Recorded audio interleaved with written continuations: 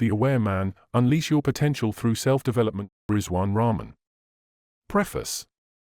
This text exists to kickstart your journey into self-development, and also as a reminder to myself to follow through what I myself have found highly useful in my own personal life.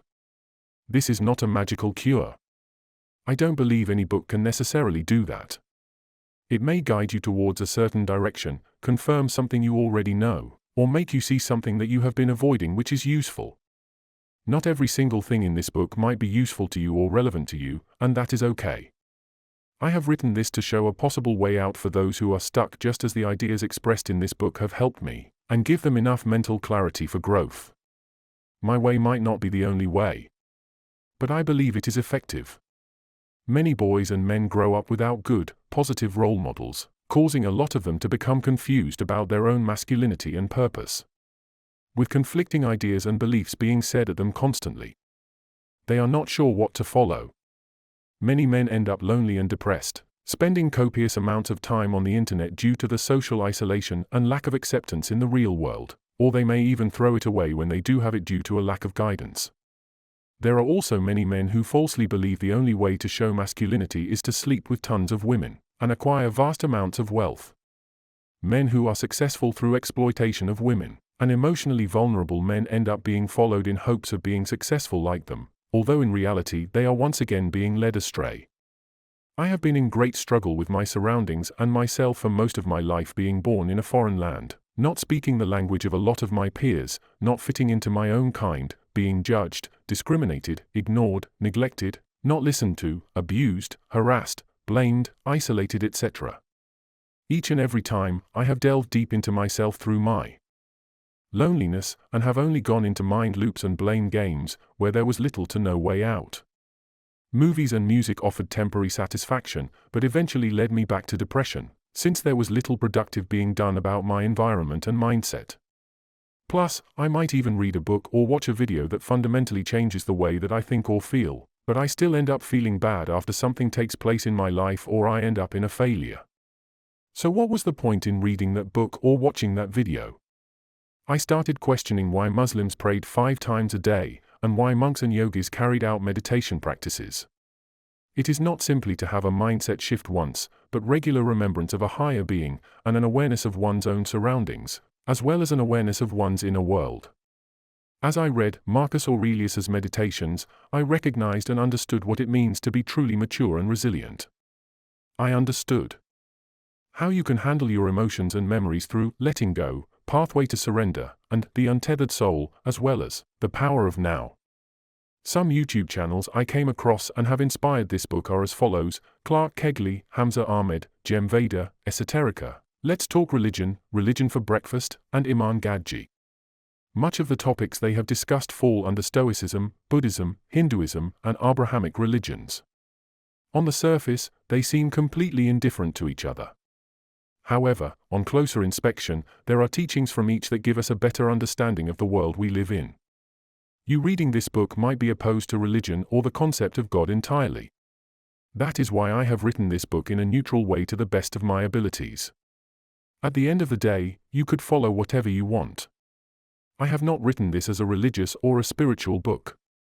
I am simply passing on the knowledge from the teachings which have helped me and I believe are useful to know, even if you do not believe in every single thing from those teachings.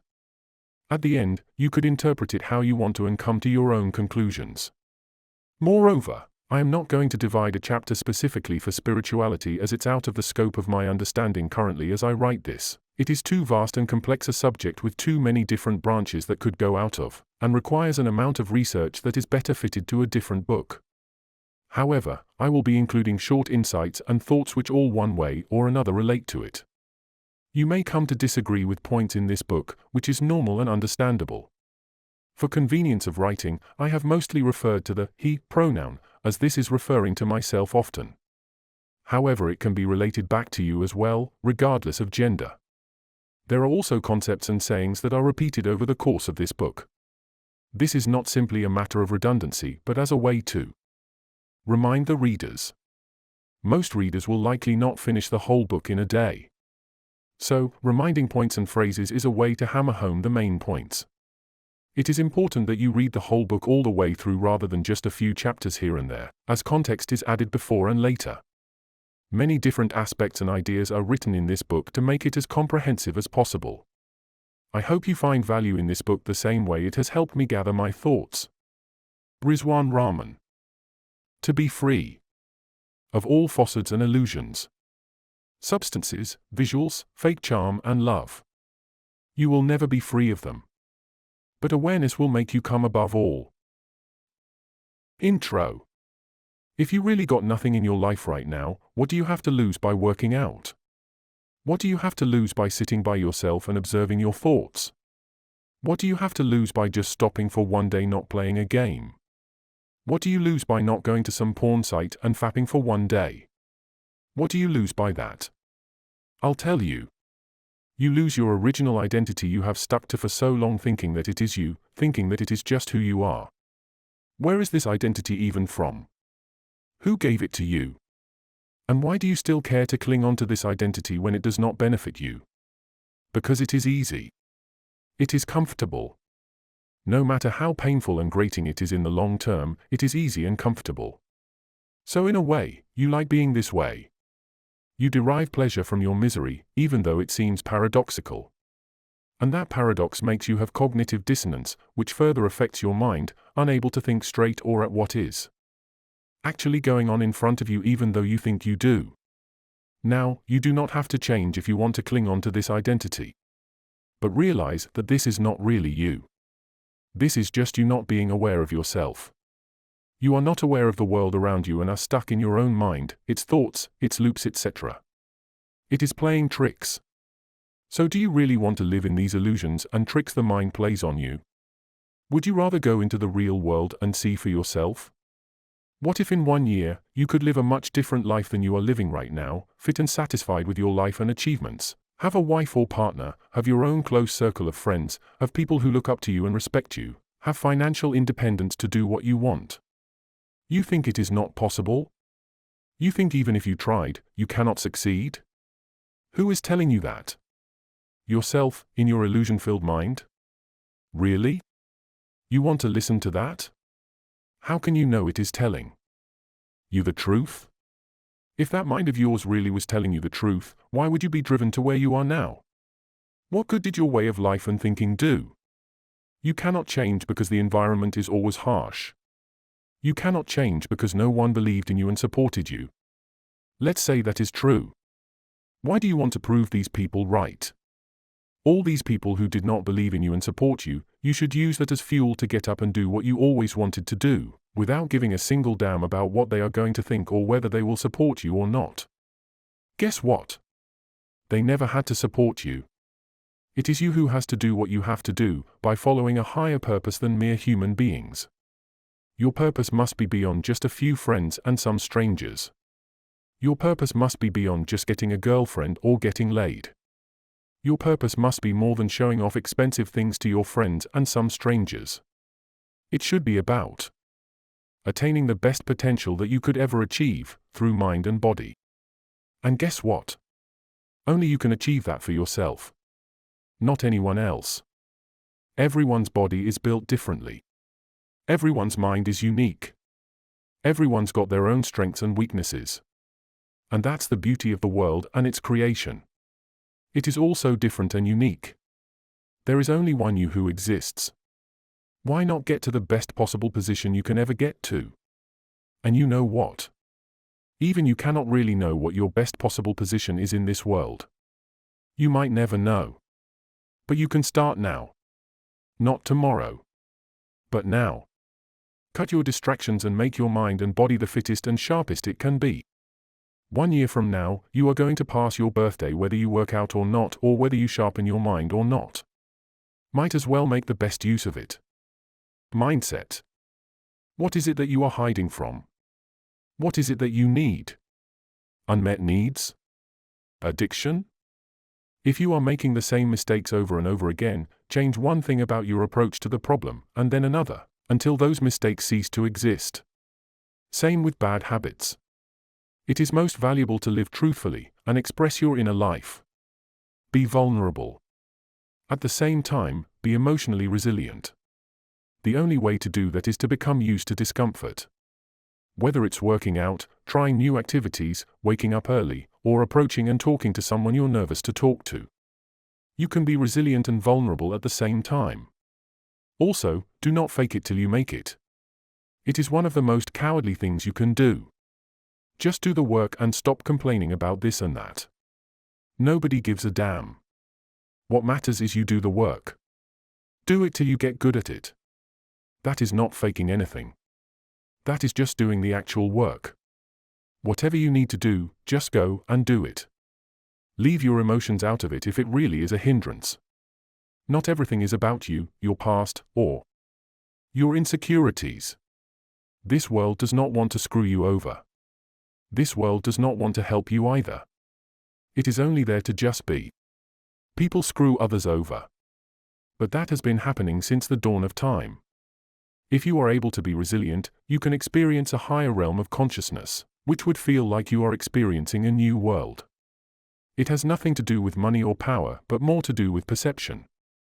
You could be a rich man or a poor man and still have more awareness and consciousness than the other. Self-improvement is a misleading term. There is no self-improvement. Only self-development. You do things you need to do and that is it. Keep your emotions and ego out of it. At the same time, if you need to express yourself, write what you feel in a diary or notebook. Do it unashamedly without being afraid of judgment, as it is only you who would read it. Or if there really is no way due to a lack of privacy for whatever reason, then write what you feel or what you've been repressing, and burn it. Burn that piece of paper or pages down. At least you have expressed yourself one way or another. Burning it symbolizes the pain burning away. Sort of like a ritual, but just for your mind. Sleeping late, waking up late, sleeping early, waking up early. All these depend on the work you do. A productive mind and body would be tired by bedtime. The best way for productivity? Whatever is distraction, internet, phone, social media, entertainment, etc., must be kept away until what needs to be done is done. If you are a writer, instead of using a computer, where you can easily go on the internet and mindlessly scroll, go to a place with no internet, or better yet, write on a notebook, pen and paper. Stop filters in your mind. Let thoughts and feelings come to you regardless of how screwed up or weird they are. In fact, you are not your thoughts. How can a weird thought define the nature and character of a person when a lot of it is subconscious? It is not personal. It has nothing to do with you. The man who was in war would have thoughts of torture and death. The victim of sexual assault would have thoughts of rape and assault. The victims of narcissism will think narcissistic and angry thoughts. However, none of them are you. They are merely thoughts and memories which come and go, and you have the power to act how you want and need to. Thoughts or feelings of pain are of the mind and do not have to come out onto reality, for as surely they would be detrimental. They must be understood to be stronger than just some impulses and thoughts. Ignoring or trying to forget bad memories? You will never succeed, as they will always be there, showing up when you are down or at your lowest. Instead, you have to accept your past fully. Accept that it is in the past and cannot be changed. That discomfort, get used to it, since it is still real life. This makes you stronger, as most of us are stronger than we realize. If you are angry or sad, it is normal. Express it through rigorous exercise and building your body. Give your mind the strength and alertness it deserves. Be the person you needed most when you were down, whether it be a strong but gentle father figure or a caring and supporting person who understood and accepted who you are regardless of your shortcomings in your formative years. Surely someone would need a strong person's help, and you can only do that with an alert mind and a strong body. We are definitely not just cells and atoms. Because the sum of those atoms give life to an intelligent organism that is capable of feats of architecture, exploration, exploitation, and creation. They are capable of emotions and grand expressions too, which rouse feelings and awaken something inside of other people just as it awakens in themselves. We are able to procreate and give life to more intelligent life forms, some good and some bad. What more clue do you need that we cannot simply be mere animals and that our lives are not meaningless? None of it may have come into fruition, yet it did, and it all kept evolving into more and more sophistication. Even after events of disaster or tragedy, they were able to spring back up into life. Why should it spring back to life instead of killing itself? Because there are things more important than just some current predicaments. Generations cannot exist with no tragedy. Even after all that, you are still alive, breathing, reading, feeling, systems in your body working, organisms and atoms intelligently functioning with no input of your own mind. Optimism or pessimism? Once you let go and accept your bad memories, negative thoughts and quit the constant living inside of the mind and its overcomplications, you will automatically move over to practicality, which is neither optimistic nor pessimistic. It is simply what it is. How do you let go of mind loops and overthinking overcomplications? Understand the mind is active as it has to be. It is imagining.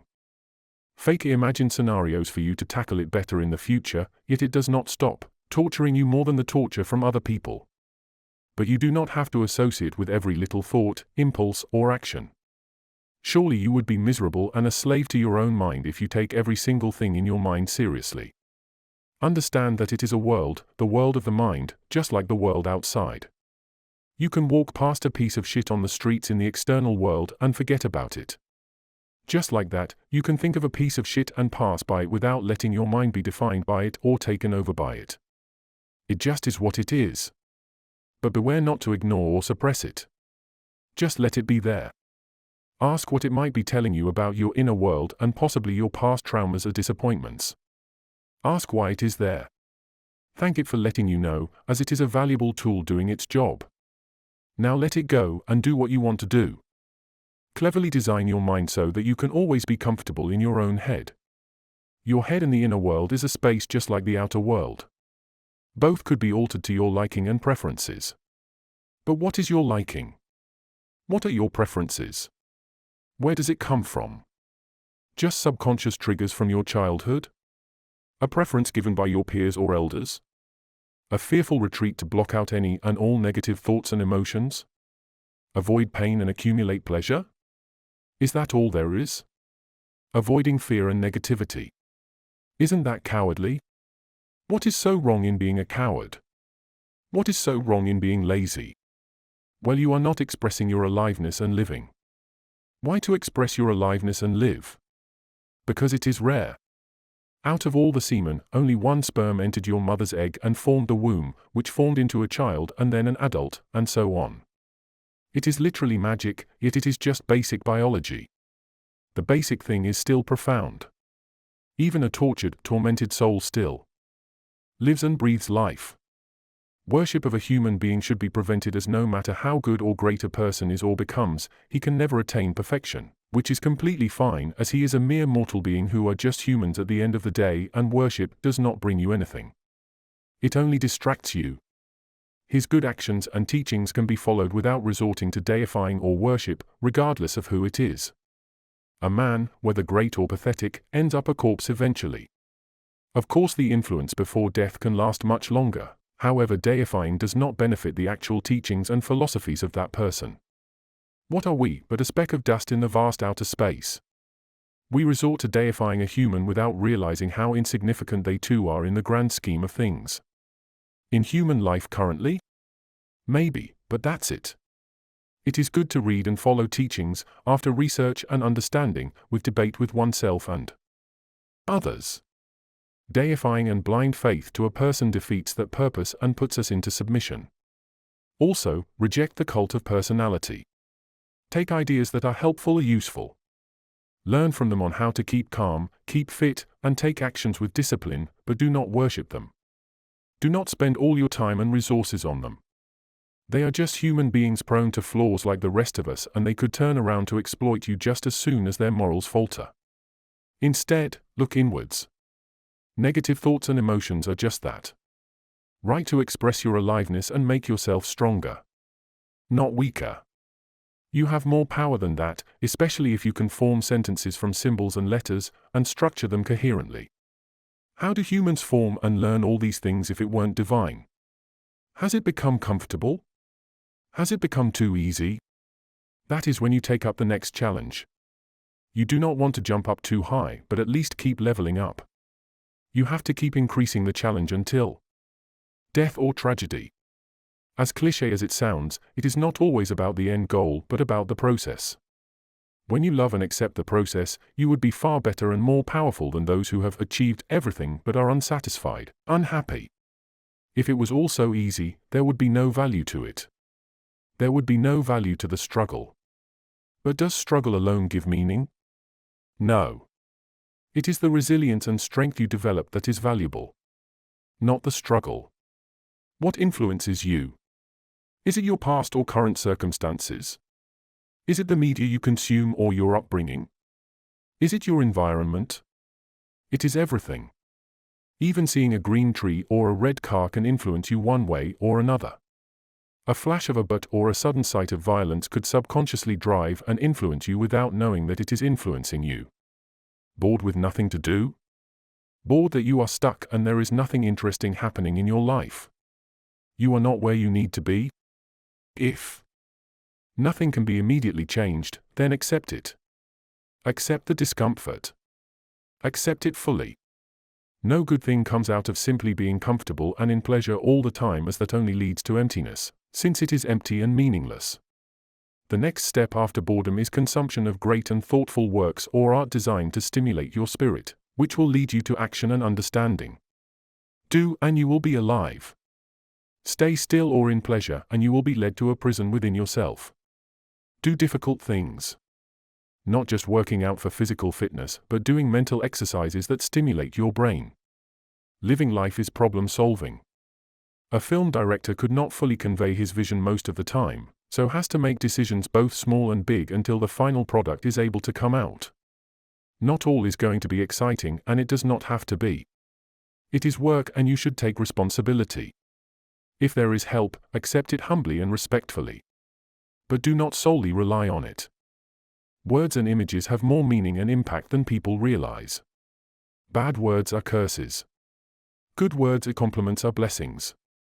A constant barrage of images, words, phrases, and sounds? Surely it would hurt the soul and confuse it, keep it in confusion. Keep things in your house uncluttered and minimal? It is too much work. It is annoying? Mind you that it will be the most important work you do if you are stuck. Only keep your house with bare essentials. For good vibes and better mental health, keep some environmental landscape paintings, free of humans. Have weights at home. You must keep things plain and simple. This gives you the chance to keep your mind alive when you look out the window. Be careful of grandeur or epicness in one's own house or living space. It does not need to be and is only giving unnecessary issues. You only need a hard bed that is plain, a pillow and a blanket. Do not be kind or give charity for validation from others or an ego boost. For yourself. Your ego is petty and meaningless in the grand scheme of things. You will certainly die whether it is soon or later. Your ego will not matter. What matters is the world at large and the higher consciousness through which you will see many things greater than yourself and also people. Through this, you can make better decisions in the material world since you are looking at things from a higher awareness. However, things may seem small by that point. Images of the person are not the person themselves, regardless of how realistic. One must be aware of the person in front of them and around them more than the person who is away in another country or another part of the world. You forget the value of what is around you and in front of you because you are enamored by memories of the past, whether positive or negative. It takes acceptance and work to make new experiences that are valuable to yourself and others. Distracting yourself with nostalgia and people outside your current proximity is not going to work, especially if you actively ignore your friends or family that are there for you. It is a different case if they aren't. Think of yourself like a king, handling a kingdom. Your kingdom is your mind. How would a purely good and just king handle complaints and achievements in his land? Would he always have access to the resources necessary? Would he have to handle difficult paradoxical problems? After all, handling those difficult situations and bringing his kingdom to survival is what will make it stronger.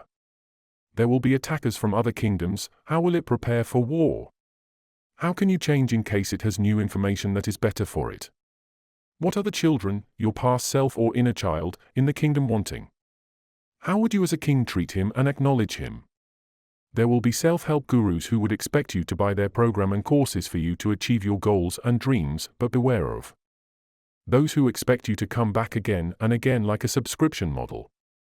Self-development is something that is natural, and as humans, we grow and learn new things. That is just life.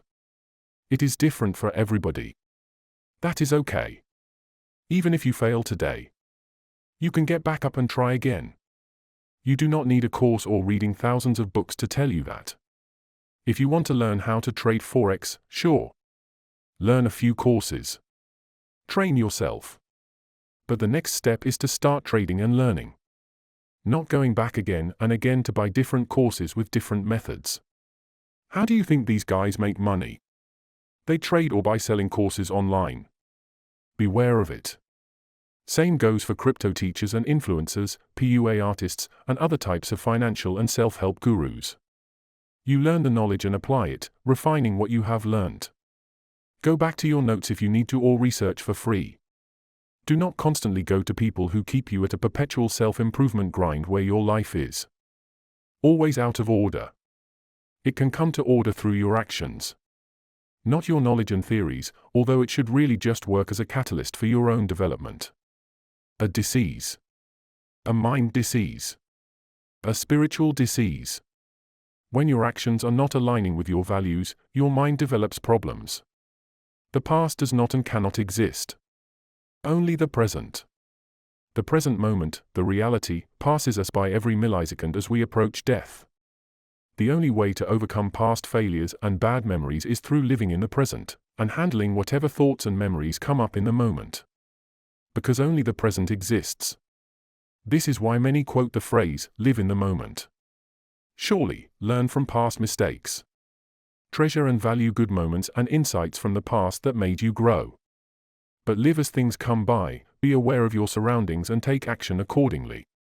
If you are in pain, accept it. Accept the pain. Do not fight it. Do not resist it. Do not rationalize it. If there is nothing you can immediately do about it, accept it. The sooner you accept it, the less power that pain has on your psyche. The less power it has on your psyche, the better decisions you can make regarding it. No matter what you do, higher authorities and corporations will screw it over and your life is still without impact. There are many things in life you have no control over and most likely never will. There are a lot of horrible people out there controlled by their own impulses and are steeped in sin, exploiting everybody around them while in truth being miserable themselves. It is not your job to consider these things, as the bigger picture is far more complex and diverse. A higher awareness and the sufficiency of oneself will inspire others around you. Even making a small impact in another person or a few people's lives is meaningful, as it again plants seeds of growth. Think from the heart. Think from the head. Think from above. Think beyond base desires. Those who live by their ego will die through their ego. Those who live by a higher purpose and spirituality will live a strong, fulfilling life that is more fulfilling than materials. Maslow's hierarchy of needs. You have to satisfy base desires to get to a higher purpose and understanding. The hungry man will not think he'll be able to think about self-actualization or a higher purpose. This is okay. The aware man, food, water, sleep, living under a roof and living in a clean environment is important. At the same time, one can help the other. Having a higher purpose can make you clean your dirty room or move out to a better environment without constant fear. Having some good food can make you think what to do next and what is the next important thing. These all play hand in hand. Value compassion, understanding, and action. Devalue passive aggression, ego, and materialistic desires. For people stuck in constant negativity, changing your thought patterns through positive and motivational thought loops to replace negative thought loops can put you into action for change. Action can put you into better fitness, opening up your body, reducing and eliminating stiffness through stretching, and increasing strength through strength training. Strength training increases your body mass and muscle mass, making you see the world more clearly, more for what it actually is than a haze, veil of your negative self-talk, pessimism, which is just not the truth. When you see more clearly, you can make decisions without feeling scared or feeling weak. You will be more aware of your surroundings, making you see the world better for what it is rather than through a haze of negativity and constant thought loops.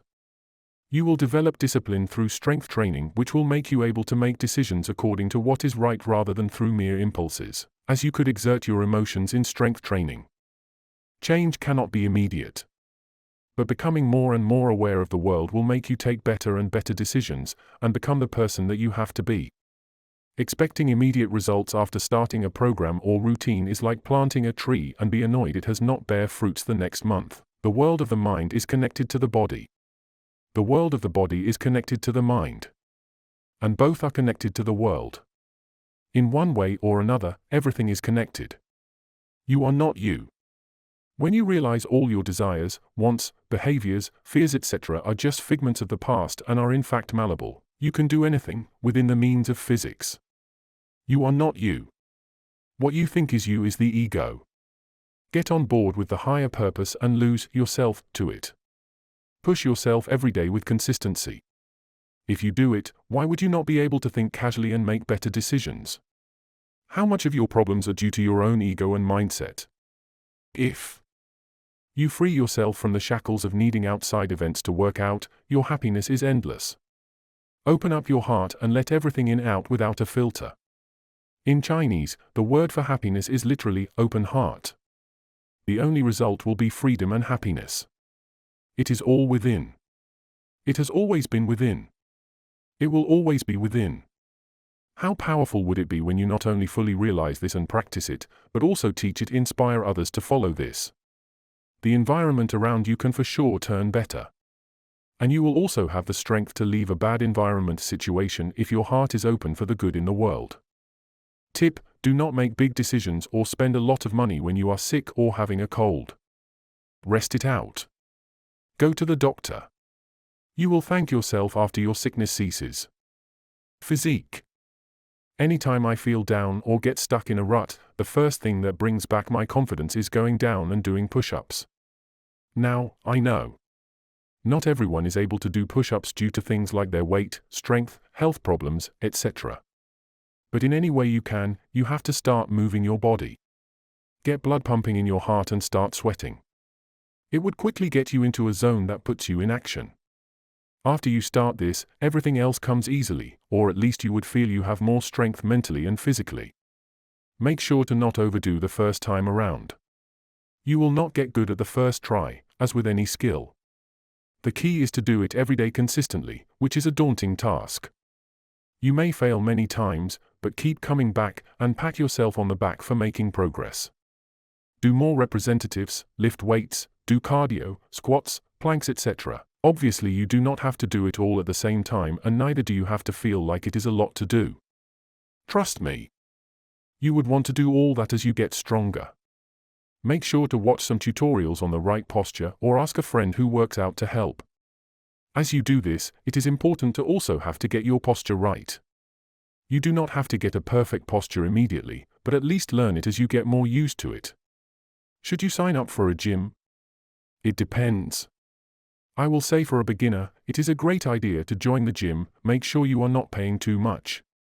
Better for beginners to join a cheap gym. This will also let you see how people do their workouts, which you can copy. Always start with lower weights. You are not going to show off to anybody just yet. And you do not have to feel embarrassed that you are not fit enough. Buddy. That is literally why you are in the gym. Everyone's concerned about their own body and image, even those who are already buff and with six-packs. You have a duty to get yourself in shape and order. Even if an experienced lifter comes to offer their advice, listen carefully. They are trying to help. Sometimes it might not be the advice you needed, since you might be trying to do a different exercise. But it's okay. Just move on and do your set. There are many workout routines you can do: push-pull legs, upper body, lower body, full body workout, etc. For beginners, full body workout is good to get started. Even if you continue to do this for 4 to 5 days every week, or for starters, just 10 to 15 minutes in a day, you can get in shape and feel more confident. As you gain more experience in the gym, you can try other workout routines to see what fits your goal. The slow but steady physical transformation will for sure put you in a better position in your mind as you feel you can conquer the whole world. with your strength. As your chest is pumped out, as your hips are forward instead of sunken, your whole front body straight when it is relaxed, you will feel at ease and more confident when you are standing and walking rather than when you are seated or sunk down. You may still feel bad or bored or a myriad of other things, but once you get up and get going, looking at people in the eyes, naturally smiling when you talk, you will not just feel good, but be living in the real world in the reality rather than inside the confines of your head. If you can take either an escalator or stairs, always choose stairs. There are exceptions to this, of course, like during sickness, leg pain, fatigue, etc. But for the most part, if you are able-bodied, you must choose something that stimulates you physically. Physical exertion can fuel mental energy and deep thought because blood flows over your body to the brain. For people whose jobs require them to think a lot, they can do physical activities to stimulate their mind. For those who do physical labor, they can stimulate their mind to keep themselves in focus. Naturally sculpting your body, without the use of substances like steroids or drugs, through rigorous exercise and diet is one of the most spiritual endeavors you can take. Exercise is prayer to the body. Reading, building knowledge, practicing new skills, or even a skill you have already refined over the years, meditating to a still mind, are also spiritual endeavors. An exercise of the mind through concentration and problem solving. You do not do it for the result. You must do it for the process and experience, no matter how hard. Do not simply look at it that it is hard. Look at it that it is a part of life, that must be experienced, and eventually you can conquer it. And if not, then it is still fine that you have tried something new. You can come back to it later with a fresh set of eyes and mind to take it on, and you might be much better at it. Physical exertion does not automatically lead to complete mental wellness. There are many murderers and unsavory individuals who work out and keep fit, yet their mind is polluted and damaged. They might lie to themselves to show a calm veneer, and act like there is nothing wrong with them, while not knowing what normal even is, as they have never experienced it. The best way forward for any person is complete wellness, physical, mental, and to give an overall meaning to the previous, spiritual. Even atheists believe in a higher power ideal to follow. They might not believe in gods or God, but will be captivated and moved by ideals of a higher nature. Physical alignment goes hand in hand with mental alignment. You physically train yourself to be strong and healthy so that your mind is able to act out and do what it needs to do without opposition. A weak mind spoils a strong body. A weak body spoils a strong mind. Both are important. Exceptions exist. But you cannot just live through exceptions. Remove all stiffness in your body. Front, back, left, right, top, down. But you may say you are not an athlete or a gymnast. But who asked you to stick to one identity, a self-image that is temporary and changes all throughout your life? It is unimportant. Do what you have to do every day. Your bones and muscles will last long and healthily. What to do when you are tired and sleep deprived? You are tired, irritable, and lack serotonin. One way to quickly regain this is through water. Wash your face. Breathe in and breathe out to fuel your system. Breathe from your belly, diaphragm. If you want to be successful and great, you have to put in the work of changing your usual physical behavior. Sit up straight, look straight at people, straight in the eyes, even if you are uncomfortable. Once you are used to it, you unlock a huge amount of potential. Pull your shoulders back and push your chest forward. Walk with long steps, not too long, and fast. When working out, make sure your form is right. Nothing wrong in doing small weights when you begin. Only go to the next one when you are fully able to do representatives with the right form. Right form can give you the most effective results regardless of what workout it is. When you start working out, you will not be able to lift heavy weights, much less do many representatives with it. But with time, the weights feel less and less heavy since you are gaining strength. The same can be said about any other skill. It takes time to build strength in any field. Your mental strength is built through decision-making, concentration, and gaining maturity. Just like avoiding foods you are allergic to and reducing, eradicating unhealthy habits so that you can become physically stronger quicker, you can remove mental barriers like removing distractions, cutting contact with toxic people. Of course, you have to realize toxicity in yourself as well if you have any. You do not fully understand what you're missing out by not pushing the limits of your strength or even just doing one exercise every day, 10 push-ups every day, 20 squats every day without weights. One day when you wake up, your body will feel fresh and eager to move. You will feel like you can do anything and everything.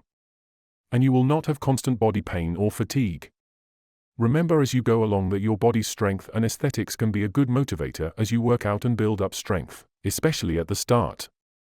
But be cautious not to overindulge in the pleasure of seeing yourself. It is not the goal. Your objective should be to move past your outward appearance and into the surroundings outer world, and go beyond your outward appearance. Distractions. Distraction, distraction, distraction. Why? Why do you have to distract yourself? Why do you have to watch that video?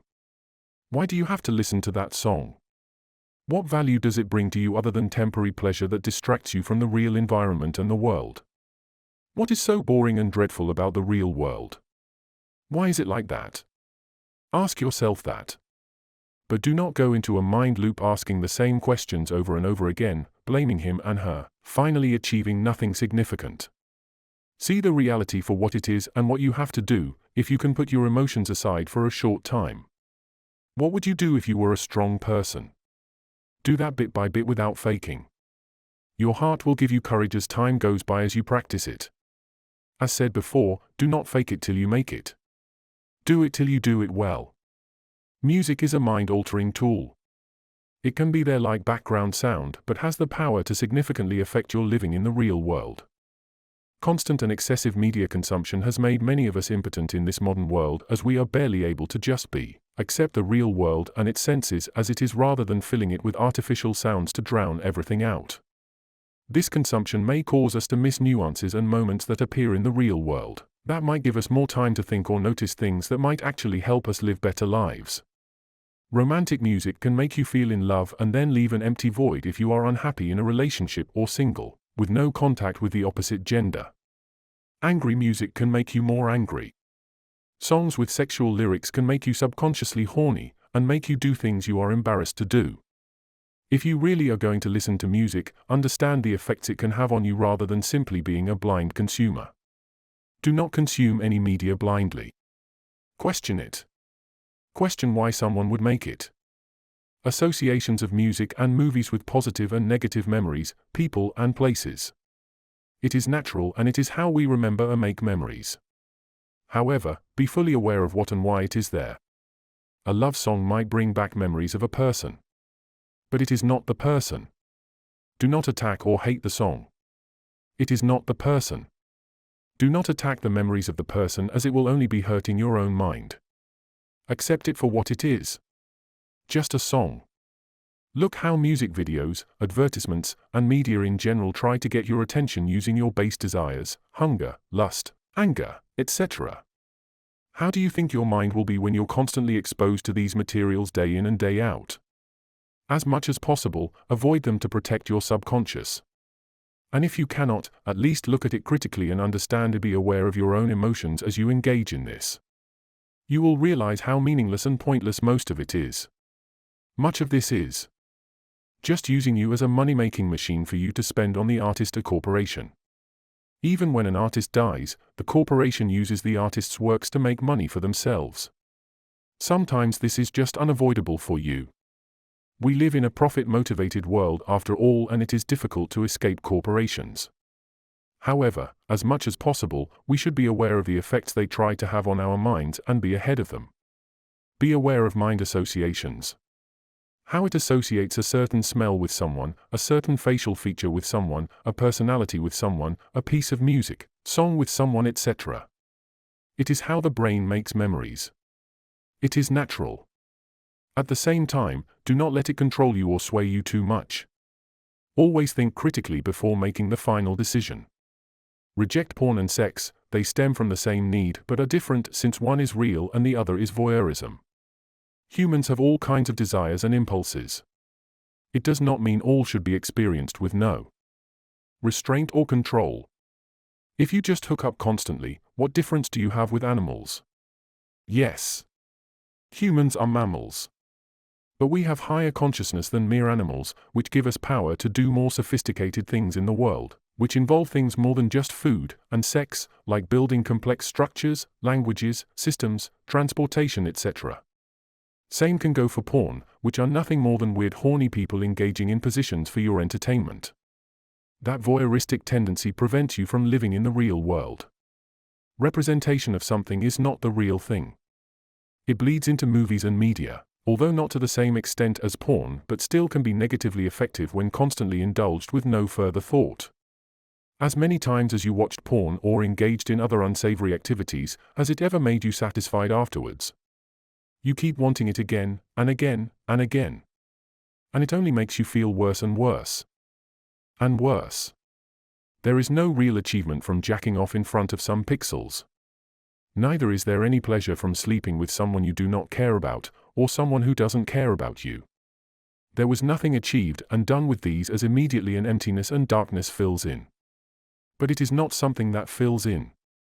You were simply blinded by your own seeking of pleasure. So the emptiness was always there, and will always be there, unless you center yourself in a true ideal, a set standard, and a love of nature. When you have unmet needs, you will not be able to stop an addiction or a toxic thing you do. If you are constantly watching porn even though you want to quit, you have to dig deep into what it is that you are lacking or need. What is it that you feel when you don't watch it? What are your thoughts? As the haze and memories of these images subside, you come into the reality of what you feel. Is it loneliness? Is it depression? Congratulations! That is the reality. You are not trying to live in some illusion with these images and sounds. Who is the you who feels this loneliness and depression? Is it really you, or is it just one aspect of you that feels emotions? Who is the you who feels empty? Vicariously living through others' experiences is never the same as living and being the real thing. You can watch someone traveling around the world, eating exotic food, working out, having a well put together life.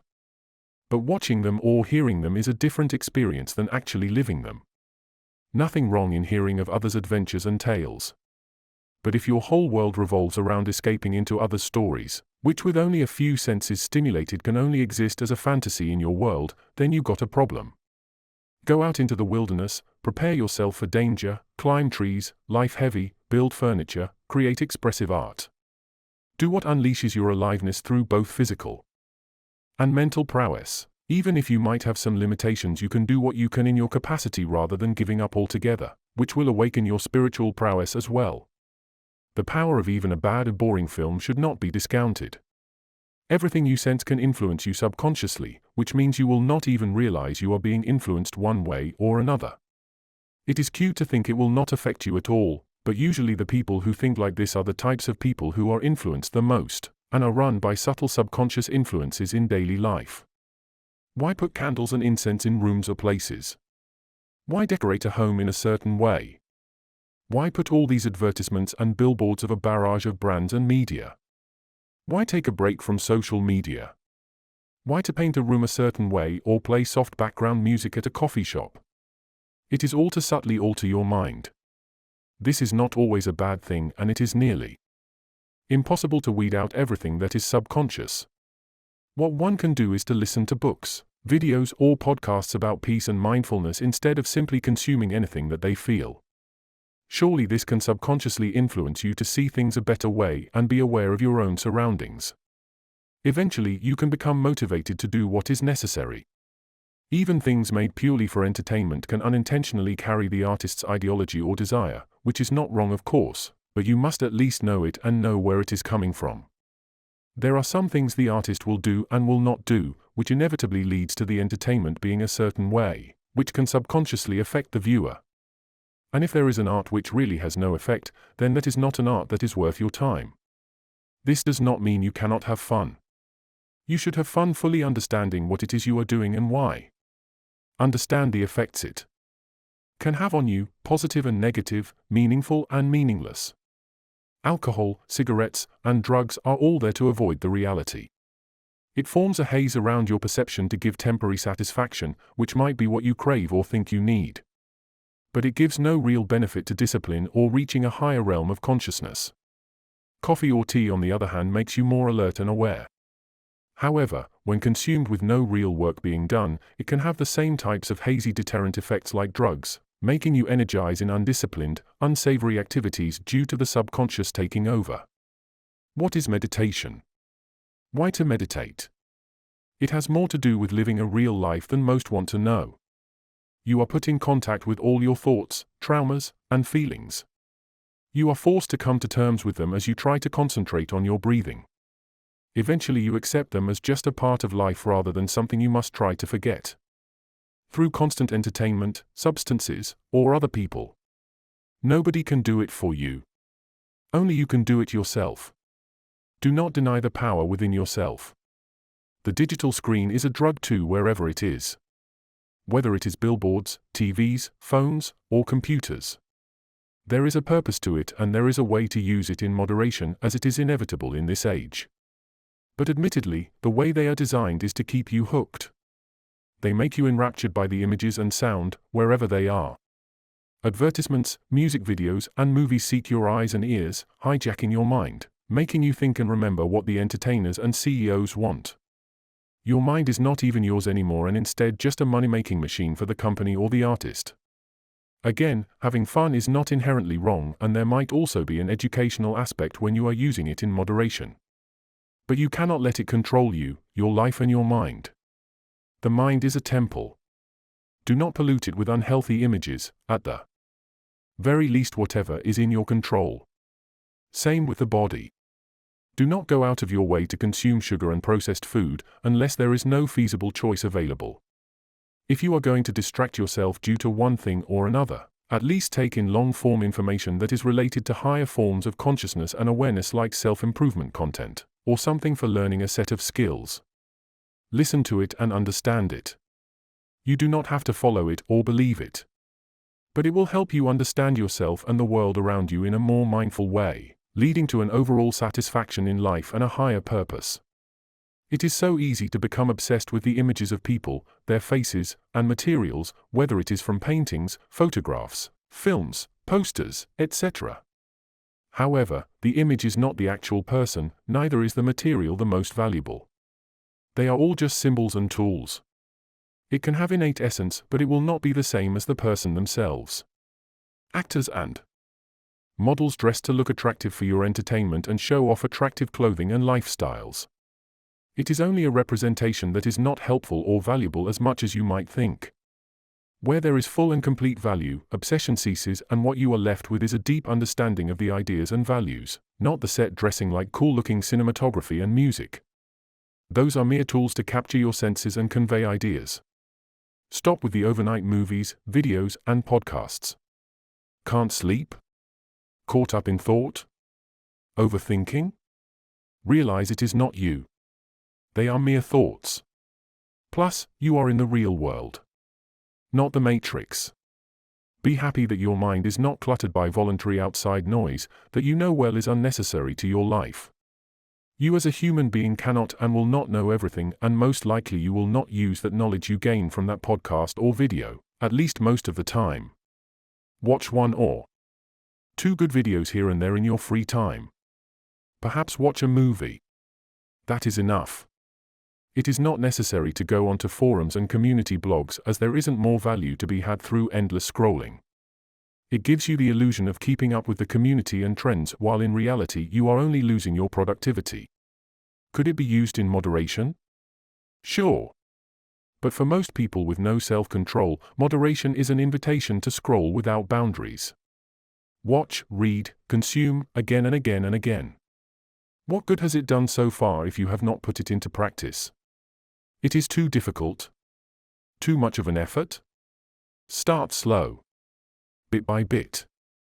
Do not give up just because you do not see results right away. That simply is not how it works.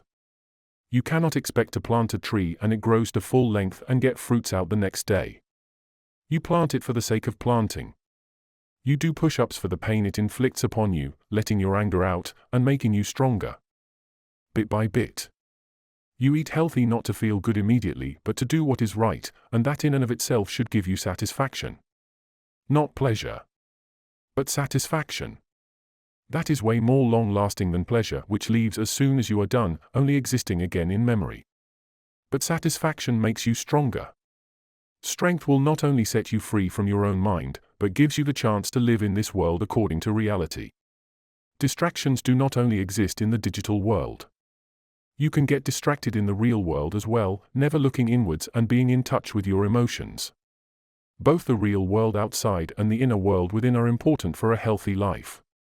Understand how people use all these smoke screens and tactics to distract you, get you to buy their products, get you to follow what they want, etc. through playing with your innate desires like hunger, lust, money, and a sense of purpose.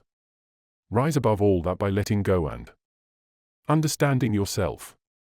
You should be guided by a higher purpose beyond yourself and those of others. Your life will be much simpler. In a world of distraction, how do you not consume content? At the very least, consume self-improvement content. It can eventually make you take the actions you need. If you are someone who has wasted a lot of time playing video games, taking drugs, etc., watching and listening to self-help content is much better than stuffing yourself in those other things. How to use your free time without using digital things or watching or consuming content. Build tactile things. Draw, write, buy a Rubik's Cube, solve puzzles, and play sports. You should stimulate the five senses through means other than your phone or computer. Even if you are stuck at home, playing with a small Rubik's Cube can stimulate your brain. You are not really missing out on anything important. You can always check your inbox or notifications the next day just for 15 to 20 minutes and be done with it. Protect the subconscious as much as possible. Do not throw rubbish into your ocean. Regularly unload and clean it. Take breaks if you have to. When you watch porn, your subconscious gets polluted. When you consume meaningless or mindless content, your subconscious gets polluted. When you watch or consume depressing stories or content, your subconscious gets polluted. When you are traumatized, your subconscious is polluted.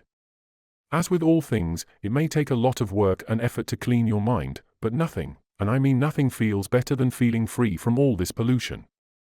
Let that clear, fearing mind that you very much could achieve, guide you and drive you to quit any polluting activities.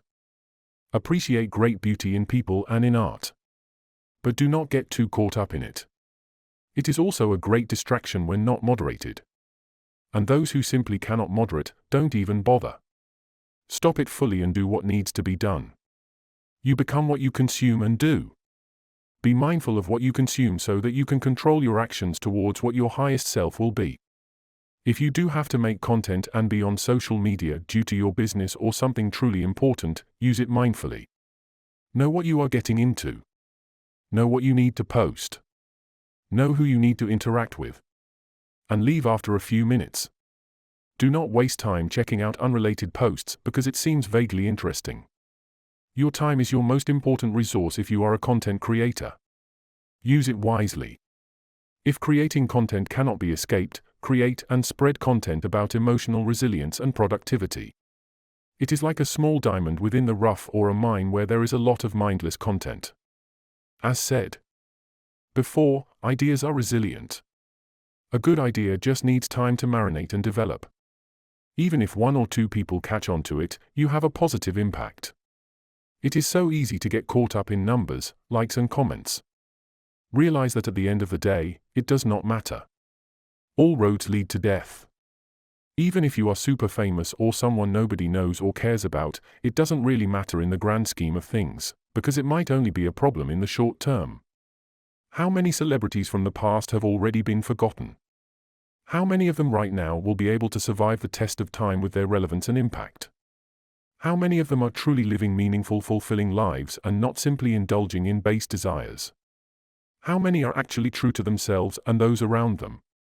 When you see that you do not have to become like the top 1%, that it is not needed for satisfaction, it frees you up to what is more important and harder to achieve. It is rigorous self-discipline and emotional resilience. Very few people can actually achieve it. Once you strive for it, you will not have to worry about anything too much as you will have the strength to handle adversities. 1 bad day over the course of 30 good days? It is better than not having any good days. Do not lose hope just for breaking a streak once or twice. Look at the long game. You break the streak today, but you can get back on track right after. Life is full of obstacles and difficulties. Accept this. You are not perfect. Nobody is perfect.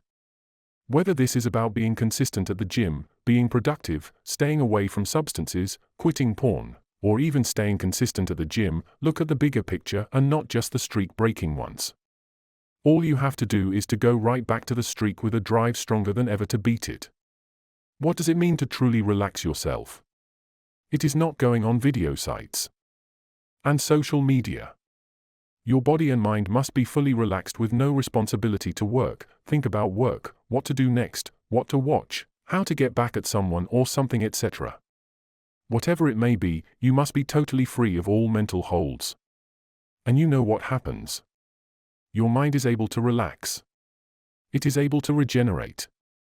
It could finally take its long overdue rest from this content and that video and that song, this memory, this thought, etc. Your mind can regenerate and come back stronger than ever. More times you relax, take your mind off of everything, you give your mind a chance to give you a better life.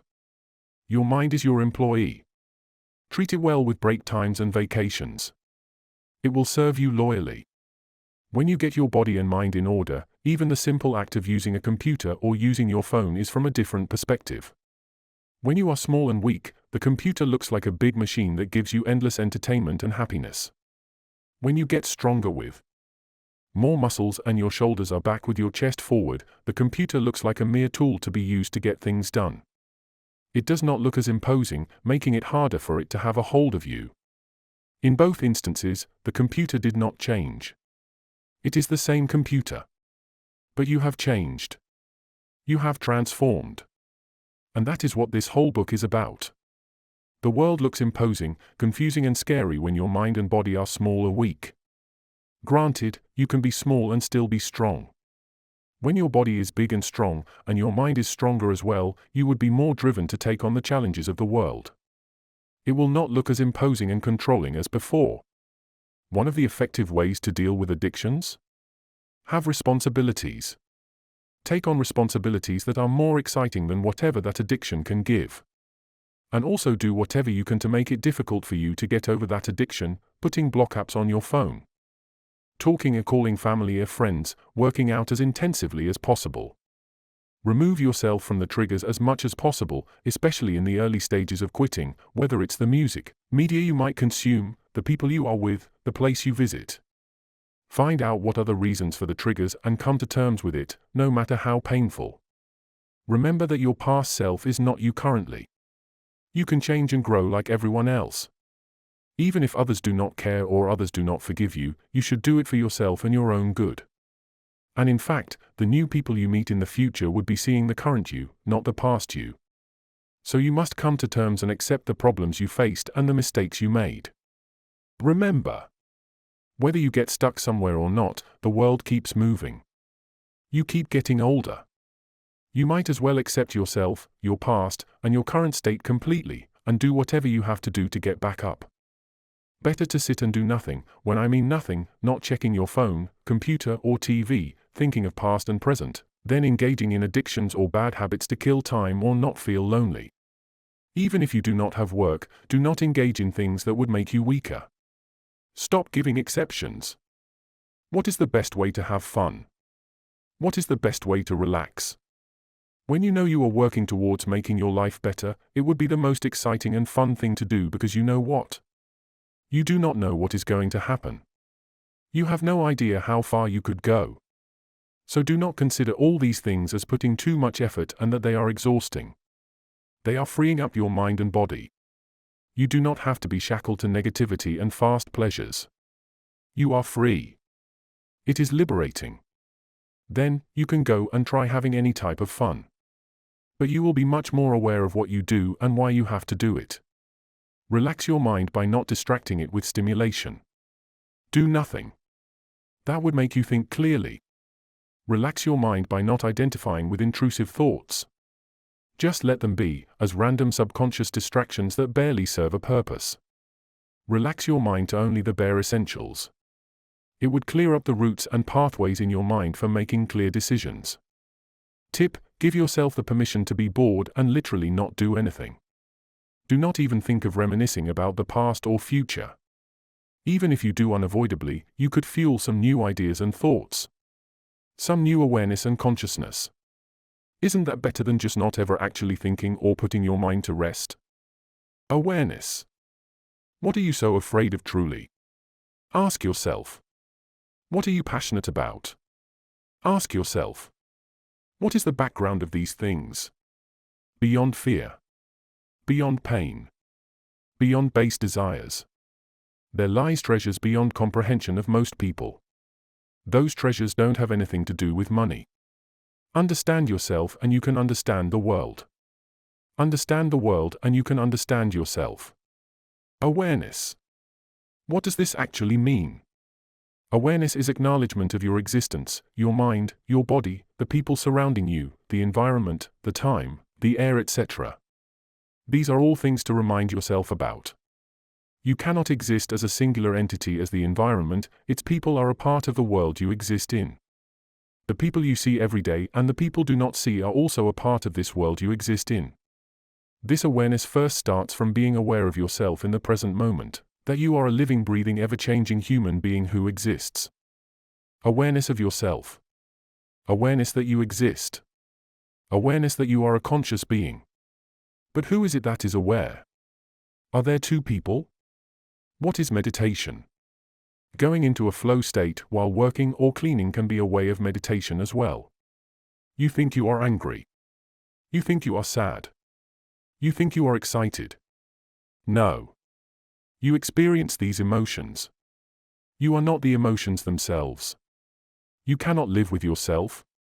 You cannot live with what you have done. You cannot live with what has happened to you. So, who is the person you cannot live with? Isn't it just yourself? This is why you are not your past actions, emotions, or thoughts. You experience these things. Go out into the sun often. Go outside often, even if you're working from home. Even if you're not meeting anyone. Just go outside.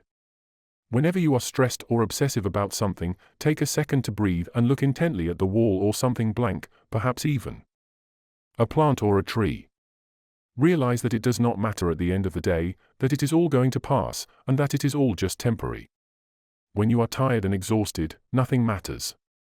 Not your past achievements, failures, problems, assets, etc. Your mind shuts down for a while as it cannot comprehend anything. Why? Because it does not need to be on all the time. It is only concerned with rest. There is no such thing as a wrong thought. Thoughts come from your upbringing, knowledge, experience, and current environment. Change your environment, change your actions, and thoughts will follow, which will fuel your actions. There is no such thing as a wrong thought or wrong memory. Only wrong action. Be focused on the process. Take the results, whether positive or negative, as one step in the process and not the ultimate goal. When you are addicted to something, and you come to it with awareness due to the amount of work you put in on yourself, there is a higher chance you would cease to do that act, midway even. Doubt enters your mind and you would see the activity as pointless, doing nothing beneficial to you. It is okay to be upset or angry in the face of failure. It really is. It is what makes you human. What I am saying is that short-term failure is only that. It hurts in the short term. So realize the vastness of the universe that is bigger than all of us, and realize that what you fail in the short term can still be compensated tenfold in the long term. Life is not about avoiding or not having any problems at all whatsoever. It is about having the emotional resilience and stress tolerance to handle whatever comes up and being able to solve it. You have to handle problems as they come and go, staying in the present. Things you used to think are big deals when you were a child or a teenager would seem minuscule when you grow older. Remember this. If you are able to fully separate yourself and watch your life like a movie, with different characters and settings, you would probably be able to get a much clearer picture of who you are and what you should do. Although you cannot do that, you can try looking at your life like an RPG character that you level up and increase in skills. How cool is that? The best game you can play is your own life and the world. There is nothing more satisfying than truly building your life in the real world. No matter how many great films you watch or games you play, you cannot really replace the real world and people with it. Representations of reality and reality itself are two different things.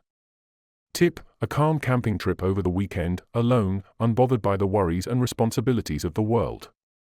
How calm will it be to go and sit with your thoughts and feelings for a while without distractions of any kind, writing down your worries about the past, and then burning them? How calming would it be? Mental health. Let go. Let go of those desires. They do not bring you real satisfaction. If all it does is make you feel good in the moment and then makes you feel empty pretty much immediately, it is useless. What does it mean to be a responsible adult? It is not scary or boring. Once you accept the responsibilities and independence, there is so much that you can do and be capable of. The key to every success story is mental health. This is the area where many people fail miserably, even if they become externally successful on all counts, but you do not have to.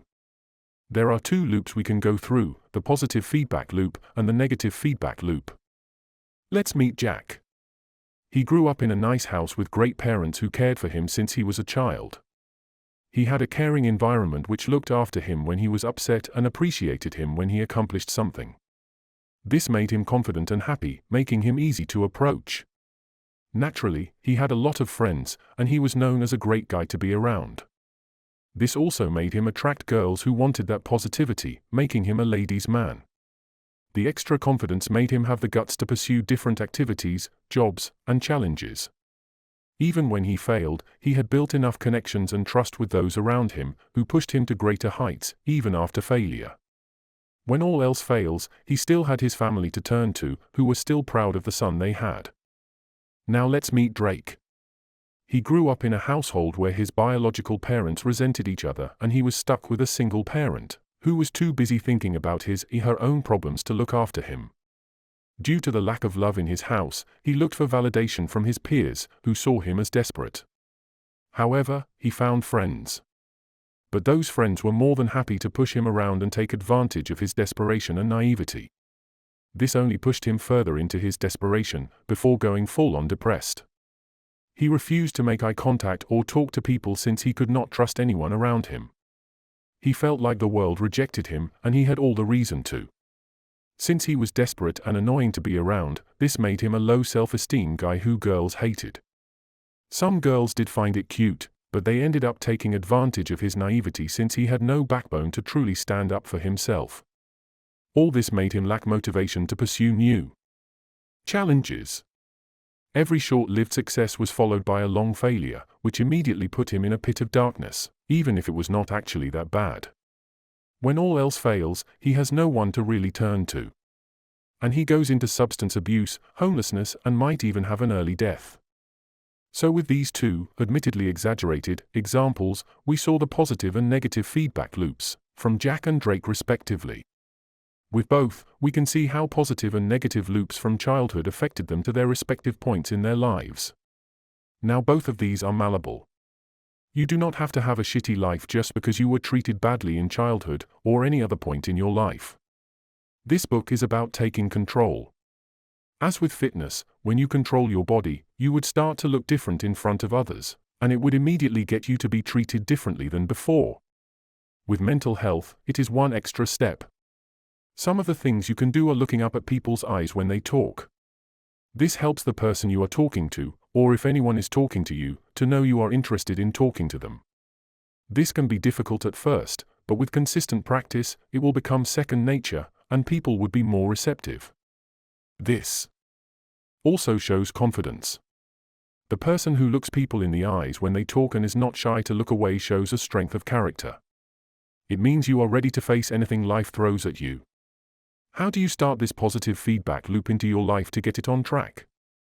Do things consistently, build discipline, and have clear boundaries. If you got to work out at 9 a.m., then you might have to reconsider going to that party at 10 p.m. This does not mean you cannot enjoy it. But make sure you keep your discipline and prioritize fitness and health. Parties come and go. You can go once every month, while the rest of the time, you are on your grind. Parties and late-night events or gathering also disrupt your sleep cycle, which might sometimes even take a few days to recover from. As you work out and get on that fitness lifestyle, you would naturally feel better keeping your fitness rather than going to parties. And even if you do, you will not want to stay long into the night. Consistency starts with small things.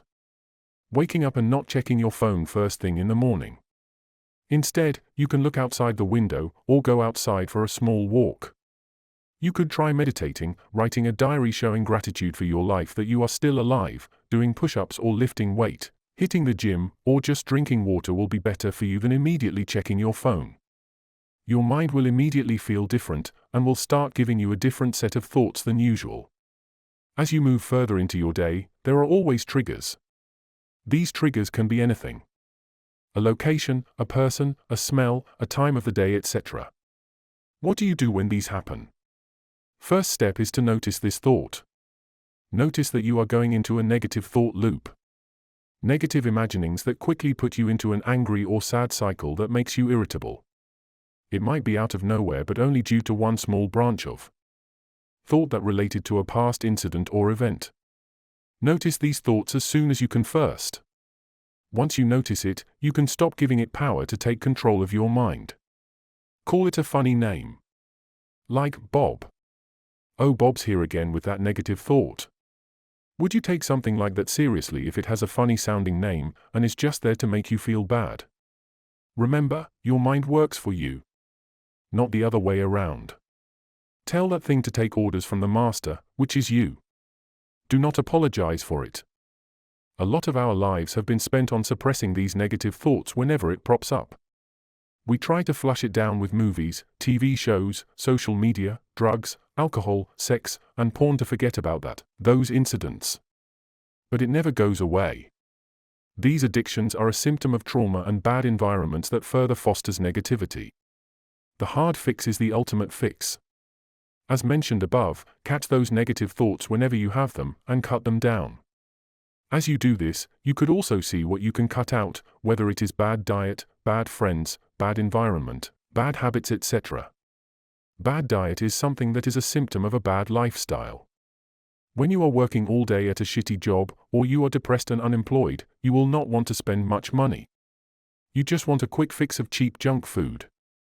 What can you do to stop that? Everyone has an inner child that needs reassurance and understanding in order to reach your highest self. Even if you become successful, if you do not meet your inner child and confront the past, you will always regress back to your lowest form. Yes.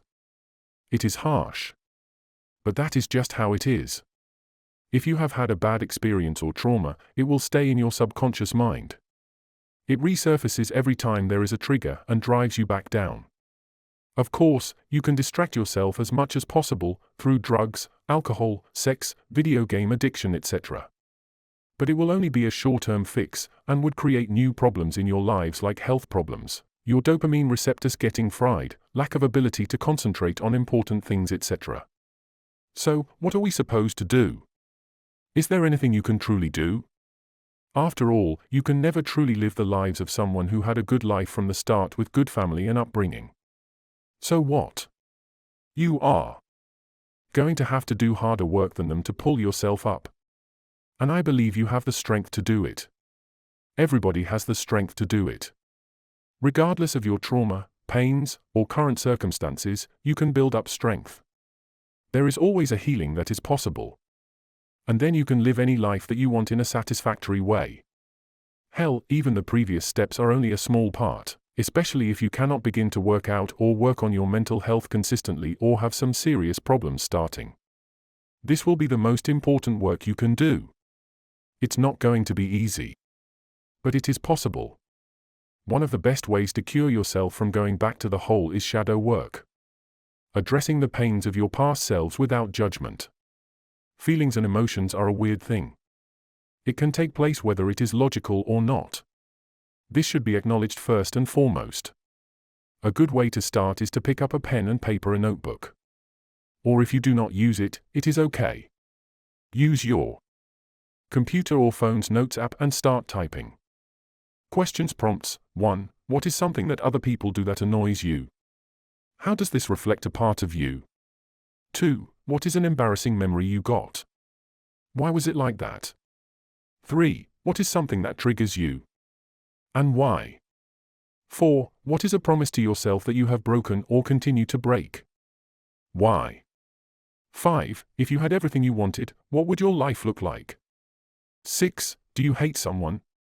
How do you show that? 7. If you could write a letter to a person who screwed you over, what do you want to say? 8. In what ways do you feel guilty or ashamed? Why? 9. In what ways do you get jealous of others? How can you start embodying those things that you get jealous about and turn it into something positive? 10. How do you show up for others but not in showing up for your own self? These are all questions that you can ask to begin the shadow work process. Is it going to solve all your problems immediately? No. But it will absolutely be something that will change your mindset to look at your problems from an objective point of view, and solve them without an overload of anxiety and stress. And again, this is not going to be easy.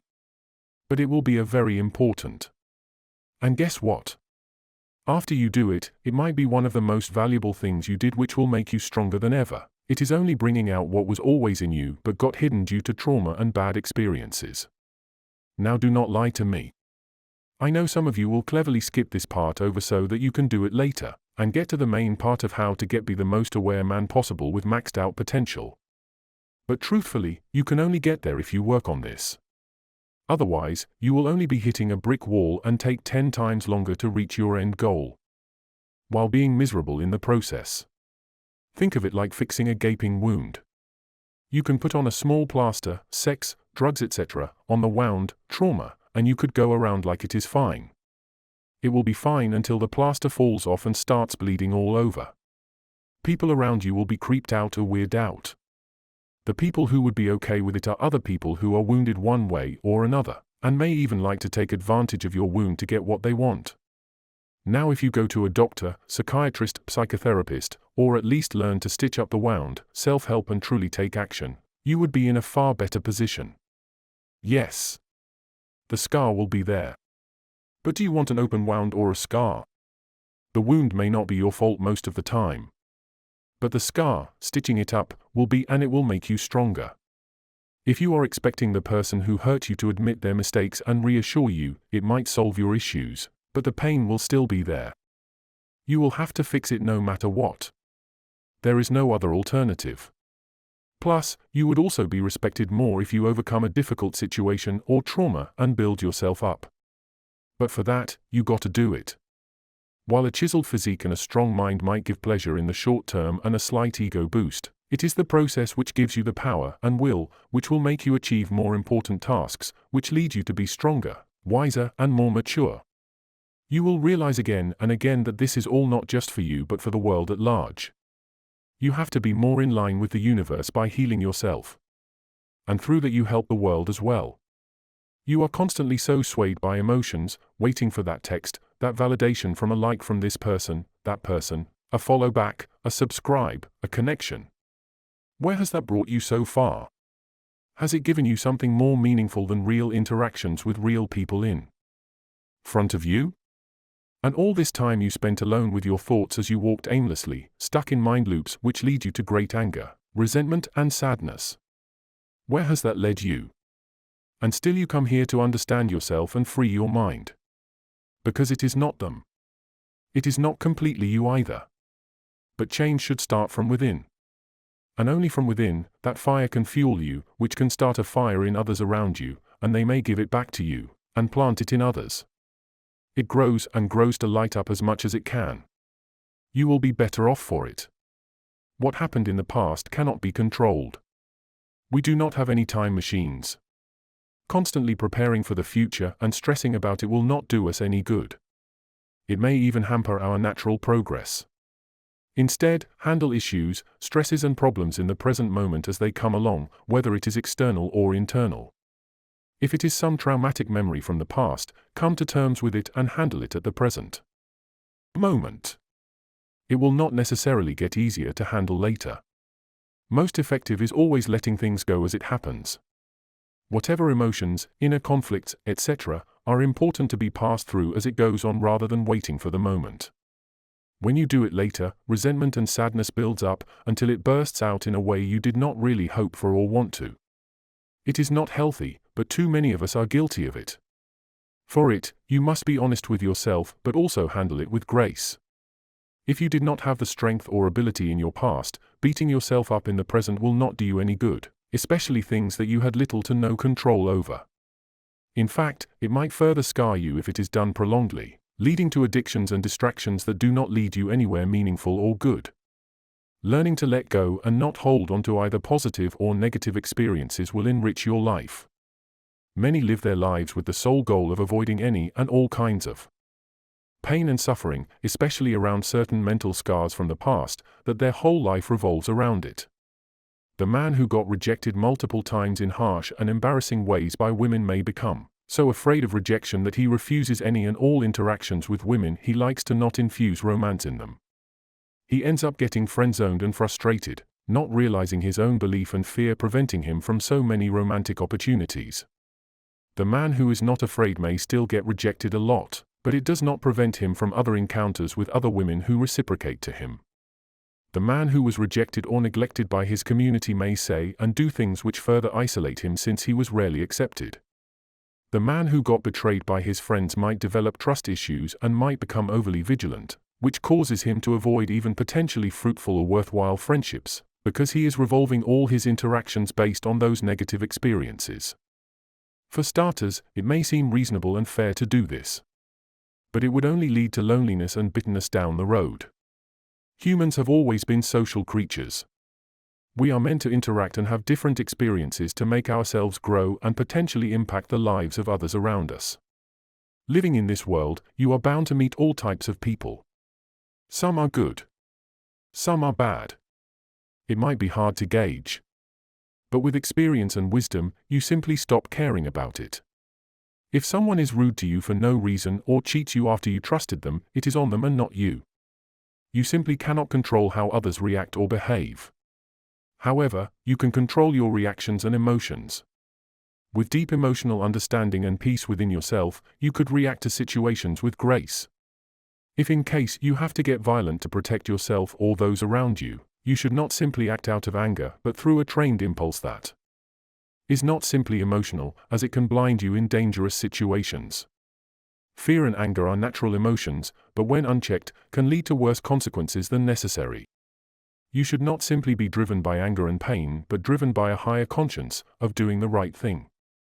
The one who is at peace with himself fully even at difficult times will not simply lash out, but would act in accordance with what has to be done at that particular time to solve the issue at hand. Stress tolerance. Much more important than you think. It is what it takes to become powerful inside. You do not simply ignore your emotions. You do the right thing in spite of your emotions. There is a huge difference. You must be able to look at yourself honestly and reflect on your emotions, why you feel a certain way and what it is that you want. Afterwards, you come out and do the task at hand. You obviously cannot always be positive or always make the right decisions. It is not practical. Mistakes are natural. But when you sway towards doing the right thing and being emotionally regulated as your goal, things become easier. Apathy and passiveness really come from unprocessed grief and fear. Understanding oneself, accepting situations as they are and taking action is necessary. There are low vibration emotions and high vibration emotions. Let's be honest here. Even though the most ideal is an overall happy and enlightened state, it is not possible or practical to always stay like that. It is just not how we work as humans. Instead, recognize the emotions that you are feeling and do not suppress it or lie to yourself. Whatever you are feeling, let go as it comes. Accept the emotions, and let it go. Why? Because you are not your emotions. You are the experiencer of emotions. Do not identify with it. When you identify with one or two emotions, you let it define you. You still accept it and feel it, but you don't cling on to it. When you identify with it, you are not being honest with yourself. How can you be identified with a temporary state that comes and goes? Even past mistakes and behaviors and achievements or hobbies. You are not that. You are the experiencer of that. Let's say you really like football and want to be a football player all your life. How many of us could actually truly achieve it? And how do we feel when we fail? But is it really useful in life to be tied down to just one identity and be obsessed with it, and missing out on various other experiences? When you are not controlled or weighed down by anxiety, constant negative and intrusive thoughts, the only place to go is up. Remember, they are just thoughts. It's you who controls what you do. It is always good to take a break after a ton of stress. It is always good to stop thinking too much through doing a totally unrelated activity. And then you can come back to tackle the problem with more clarity. If you have been in a difficult place for a long time, you might go towards thinking the most negative outcome for every situation, or even think yourself into a tired and hopeless feeling even worse than how you were before. Even though it might seem true, realize it is only a feeling. No matter how bad you were screwed over, not taught what you were supposed to be taught, or neglected, it is only a stepping stone in what you have to do instead, because you have the knowledge and power right now. There is nothing being done or achieved by blaming others or the environment other than hurting your own self. Look how so many put on pretty words and a fake character just so they can get the approval of people and get material wealth. How weak do they end up in the end? How much inner peace could they instead get when they let go of these temporary pleasures and desires? Look how strong one can be when you are faced by manipulation and mental abuse. The only way to do that? Let go. The past? Let go. Nothing could be done about it. Only thing that exists is the present, and you have to do what is best in that, without desire for materials. Those people who chase and acquire material wealth and status may seem happy on the outside, but there is no guarantee whether they are truly satisfied with their lives. Constantly look and observe people, materials, and ideas, and break it down. Break them down into their ingredients until you see the bare essentials. This is an effective way to get a greater understanding of the world around you, especially for things you are addicted to or want to get rid of. Misinterpretation is bound to happen when not seen in full context, watching the whole movie or reading the whole piece of work, etc. The people who put in the effort to take in the whole work will come to a greater understanding. Those who do not will miss out. Do not worry about those who miss out. Focus on your own understanding first. If you put your mind and body to its limits, getting stronger and learning new skills, why would anyone neglect you or not care about you? And why would you need their help in the first place if you are self-sufficient? Be a master of yourself. If you are able to live with uncomfortable emotions and feelings without being swayed and controlled by them, you can do anything. Do you not realize your problems start with you seeking happiness over your inner peace? Happiness is always and will always be temporary. Inner peace is greater than mere happiness. Happiness is a mere high where once you come down, you will feel worse, which is not ideal and defeats its own purpose. You must strive for inner peace through doing difficult things, getting used to it, and building up emotional resilience. It does not mean you ignore your emotions. It is the opposite. Understand and come to terms with your emotions. Be an observer of your painful emotions rather than identifying with it. It is not you. When you do this, you can experience a wider range of experiences that go beyond your comfort to discomfort. You can come to a greater understanding of your surroundings and the world, which can in turn lead you to material wealth, success and status, but at that point, you will be able to handle it with awareness and not let it control you as you will. Realize that they are not the most important things in life. What is the quickest way to get through a difficult phase in life or come out of a rut?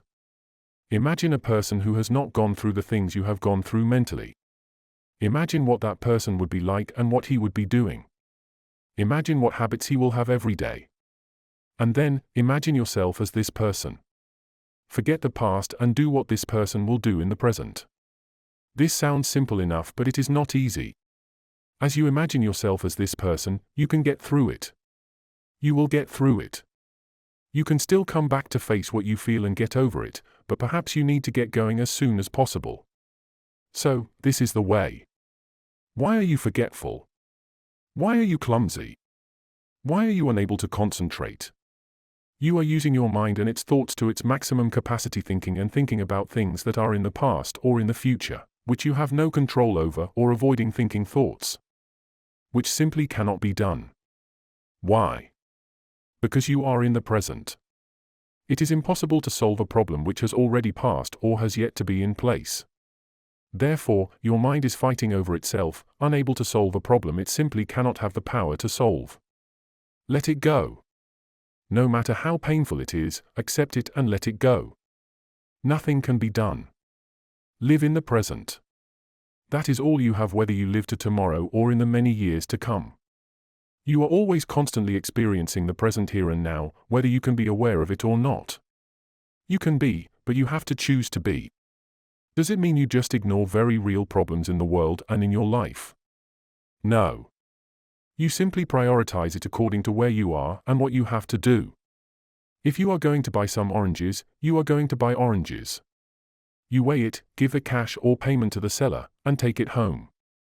This is what you have to do. In the middle of it, other thoughts may come up.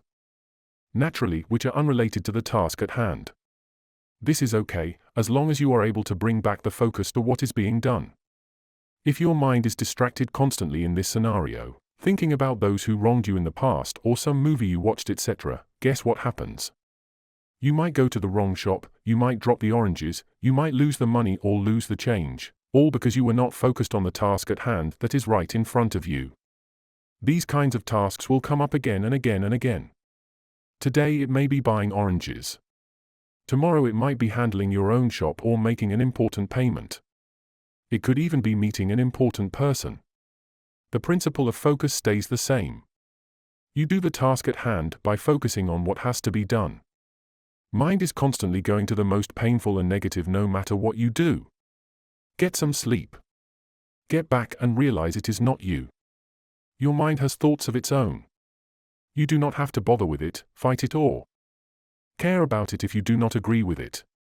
Just ignore it like some crazy guy on the streets.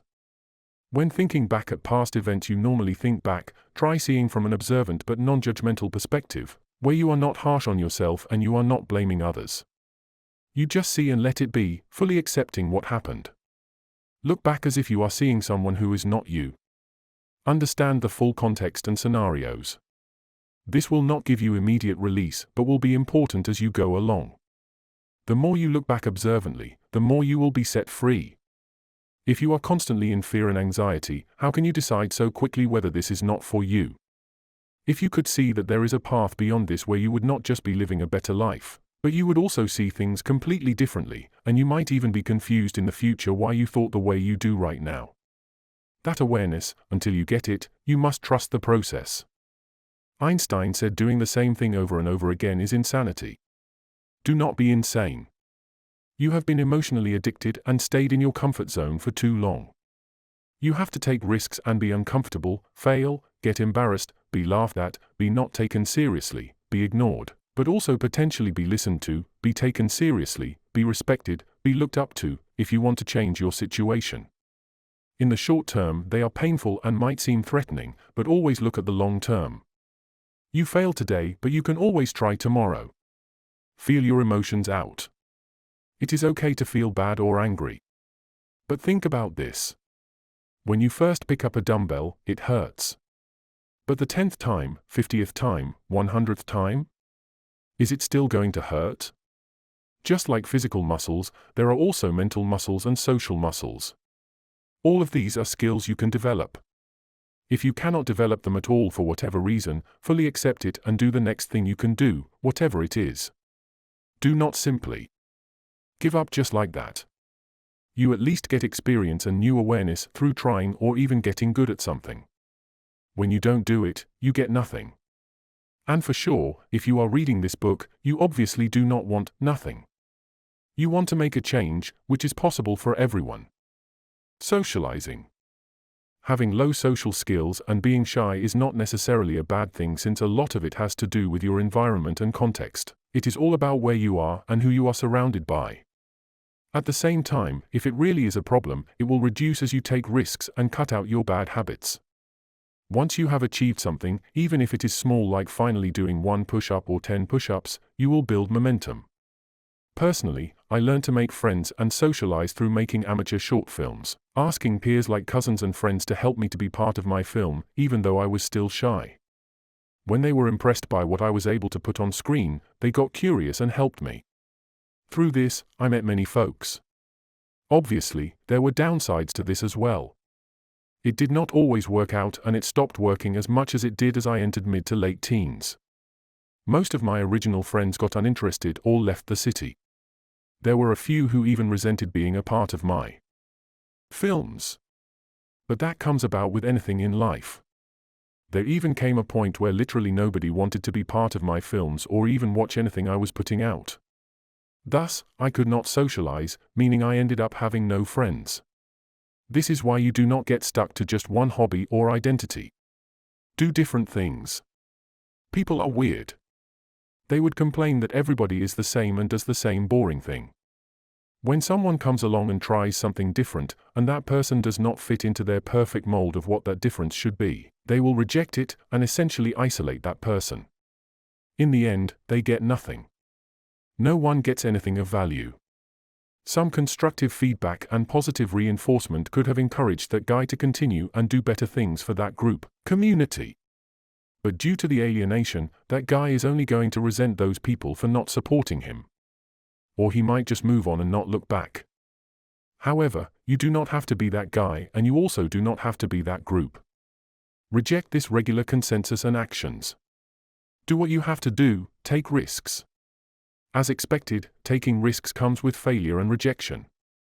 There are 7 billion people on this earth. Do not die for the approval of 10 to 100 people. It is going to push you to madness, or the herd which forces you to just be like one of them. Back in the caveman era, small tribes were important, and if you were ostracized after doing something the community does not approve of, you were pretty much dead. It does not work like that nowadays. You can live alone and be at peace with it. You can also befriend different people who are outside your community or general location. You are not restricted anymore. Understand that. Everybody is different. No use in hating. Talk to people you vibe with, and that is it. A tip for socially anxious people. If you are surrounded in a room full of people you don't know or don't know that well, relax. Tell yourself that it is okay if you only talk to the people you know there. Tell yourself that it is okay to feel nervous, shy, or afraid. Keep your body relaxed and your mind clear. Then, with less effort, you would not really feel intimidated to go and approach people. First, approach the people your friends are talking to or know. Then, approach new people who are sitting by themselves with more relaxation in your mind. Remember that it is okay if you cannot approach people at all or feel too afraid. Nothing good comes from being hard on yourself. Instead, relax. Do it without pressure. There are a lot of things I'm afraid to say in public. But who is this public? What am I afraid of? Why am I afraid of what they have to say? It is not like they like or care about me anyway. Why should I hold on to this tiny chance that things would change and everyone will accept me one day as their own? After all, I am only going to be on this earth for some time. Same could be said about everyone else. In the end, all these materialistic achievements in this world are temporary: fame, land, money, sex, respect. You are going to die one day, and so are your children and grandchildren. Look at all these people trying to constantly get validation from others. Do you truly think they are happy?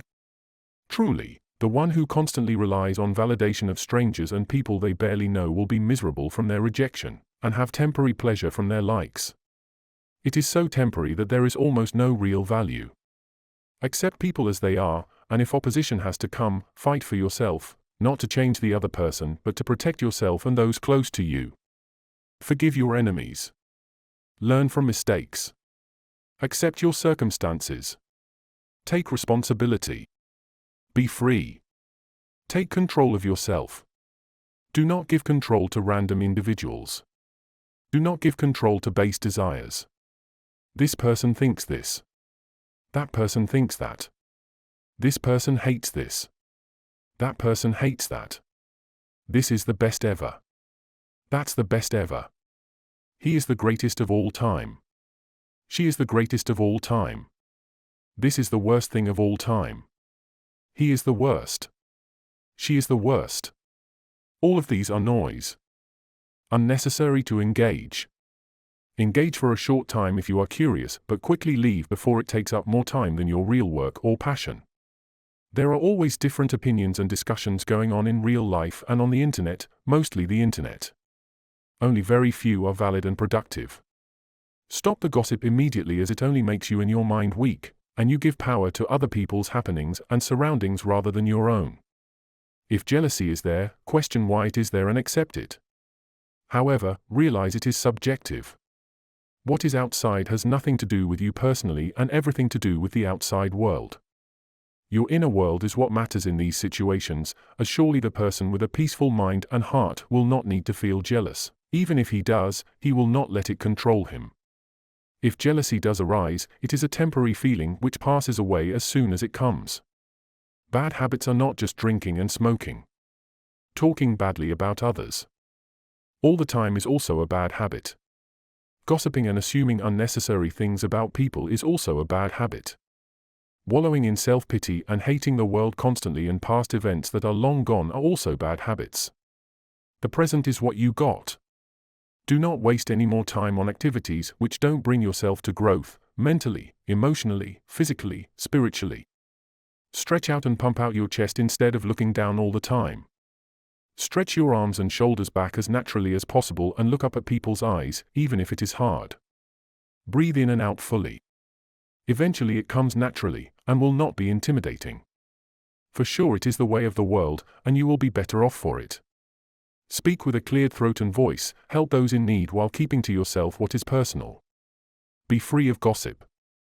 Breathe in fully and breathe out fully. Eventually it will come naturally to you and fuel your system. You need that for both physical exertion and mental exertion. Do not ever look down upon those with less awareness than yourself. Looking down upon others is again born out of insecurity which comes from the ego. Let them be, for your purpose and path in life is different than theirs. You have no idea what is in store for them. Neither should you be worried, unless their behavior directly affects yours, by which case you must act and speak in the way they will understand. You have to be focused on your own path first. Worry about others afterwards, where you can help people from a higher awareness. Learn to say yes and learn to say no. Both are important. If something is not truly bringing you to your ultimate goal, say no. If something does not align with your values but is fun, say no.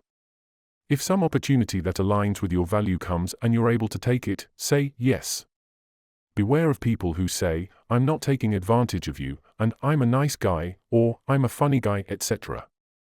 Normal healthy people do not have to say that to you. They will be proven through their actions and natural character. Self-praise is insecurity. Self-pity degrading is also insecurity. Do not fall victim to it, and also do not listen to people who constantly do this. It is not your responsibility to help them.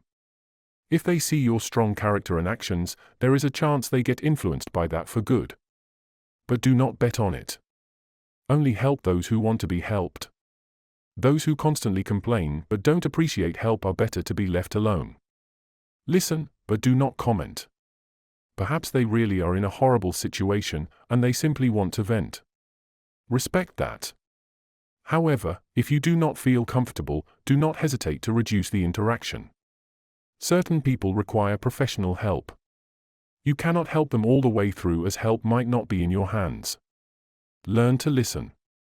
You learn so much through listening to someone's life, experience and stories.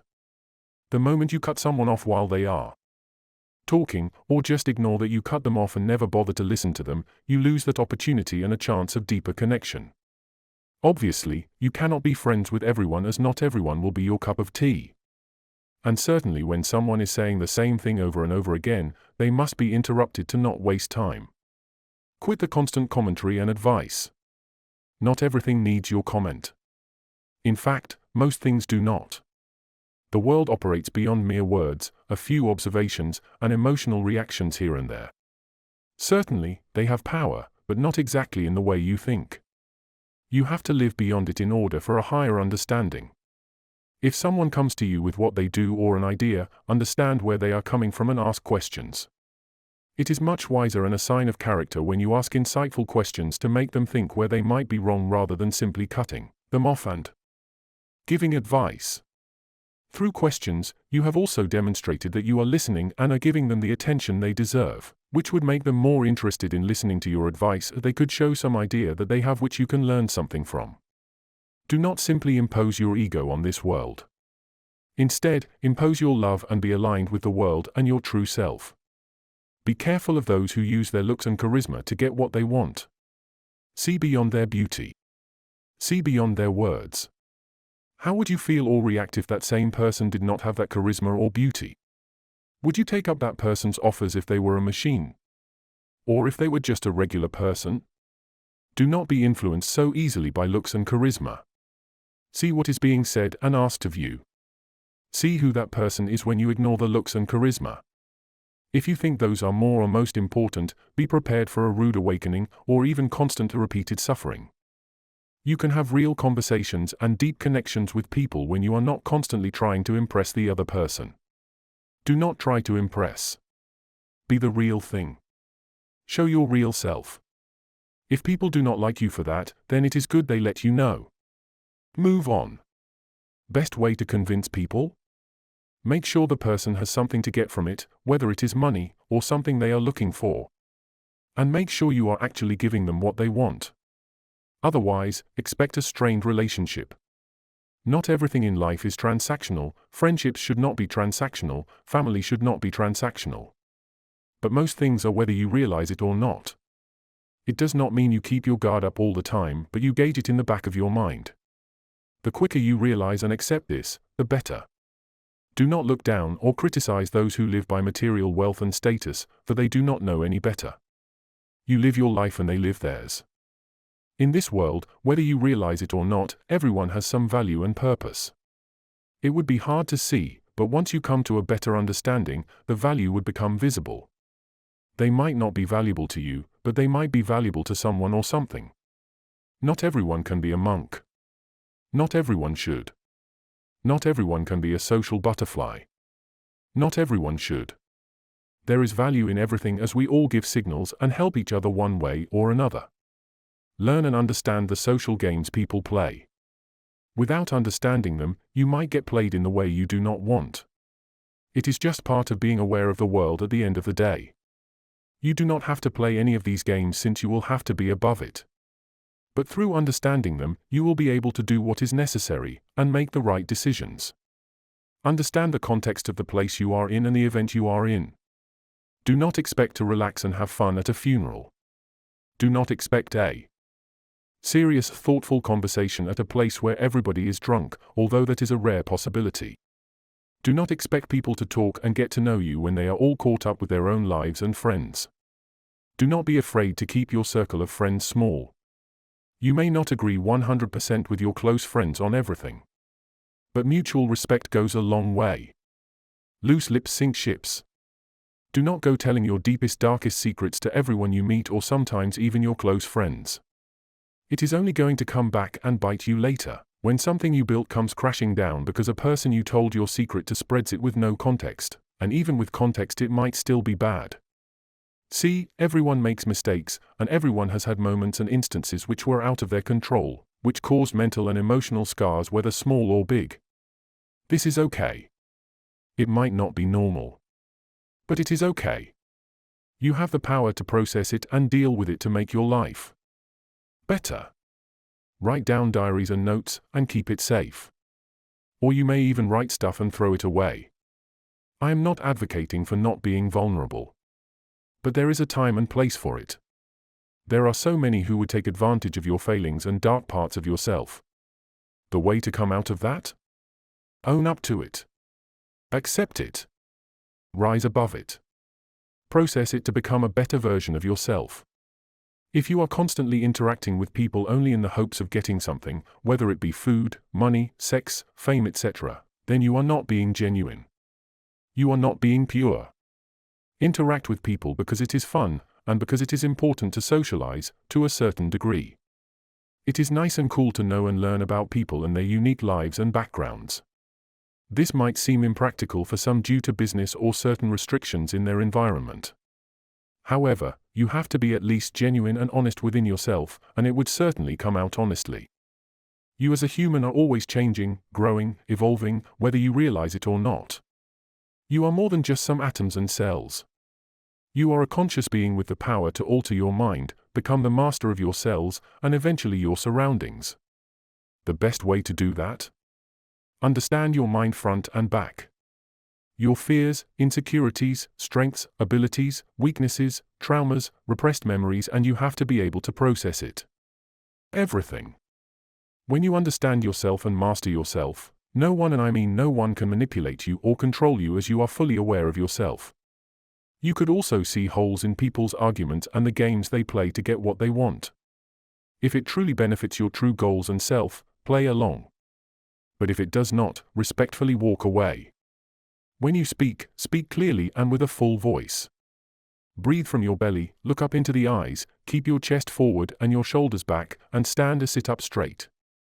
This will make you speak with confidence. Do not repeat the same thing over and over again. Recognize it in yourself if you have this problem. Listen more than simply interrupting or speaking your mind. When you are listening, do not look away, ignoring the person as if he or she is not important. Look into their eyes and understand what is being said. If not, ask questions and try to understand. The amount of richness in your conversations will be tenfold. The other person might not do this, but that is okay. You might be able to inspire them to be as confident as you, or they would trust you, coming to you for help. The constant craving to be validated and liked by others is the cause of so much suffering and pain in the world. Think about it. If you are constantly afraid to speak your mind and just be your true self, then they are not your true or close friends. This is okay most of the time, since you cannot be friends with everyone in a deep way, and let's be honest, you really do not need to either. But if you consider someone your true or close friend, you have to be your true self with your mask off and your true personality. Personality does change over time and you express yourself in different ways at different times, but you have to see the now. Who are you now? What do you want to be now? How do you truly want to be now? Be assertive in what you want. If you do not agree with what your friend says or does, call him or her out. Do not please people like this by putting on a fake persona, and get upset that they do not respect you or walk all over you. What did you even expect? Nothing wrong in having an opinion. But it is a massive waste of time and lack of character to have an opinion on things you barely know, which is most things. It is better to research and understand what it is. Otherwise, do not talk about it and have strong opinions about it as if you know everything about that topic. Also, do not take the opinions of people who do not know much about the topic seriously. Listen as much as you talk. Talk less than you listen. Walk away respectfully when you are constantly being interrupted or ignored, unless it is work-related. At the same time, gauge what people are talking about and what the actual room is. Do not be surprised to be ignored when you are bringing up things that are out of the tone of the place. You have to do what you believe in and what is in your values. Nothing wrong in standing up for yourself when you are an adult. If you do not stand up for yourself, someone else more powerful or assertive than you will make you stand up for them. Do you think that is a good way to live in any capacity? Obviously, if values align fully, you can follow the leader. It is natural. But set who your leader is. Realize who your leader is. Do not just follow simply due to peer pressure. And when you do not be surprised when you get screwed over. This person ignores you now. This person does not take you seriously. Now? It is all a matter of time. You develop yourself and then talk to people or approach people. Things would seem a lot less intimidating. Remember, do not be afraid of anyone. You have the courage within you. You can bring it out through discipline and building emotional resilience. Do not pass judgments before you know the whole story.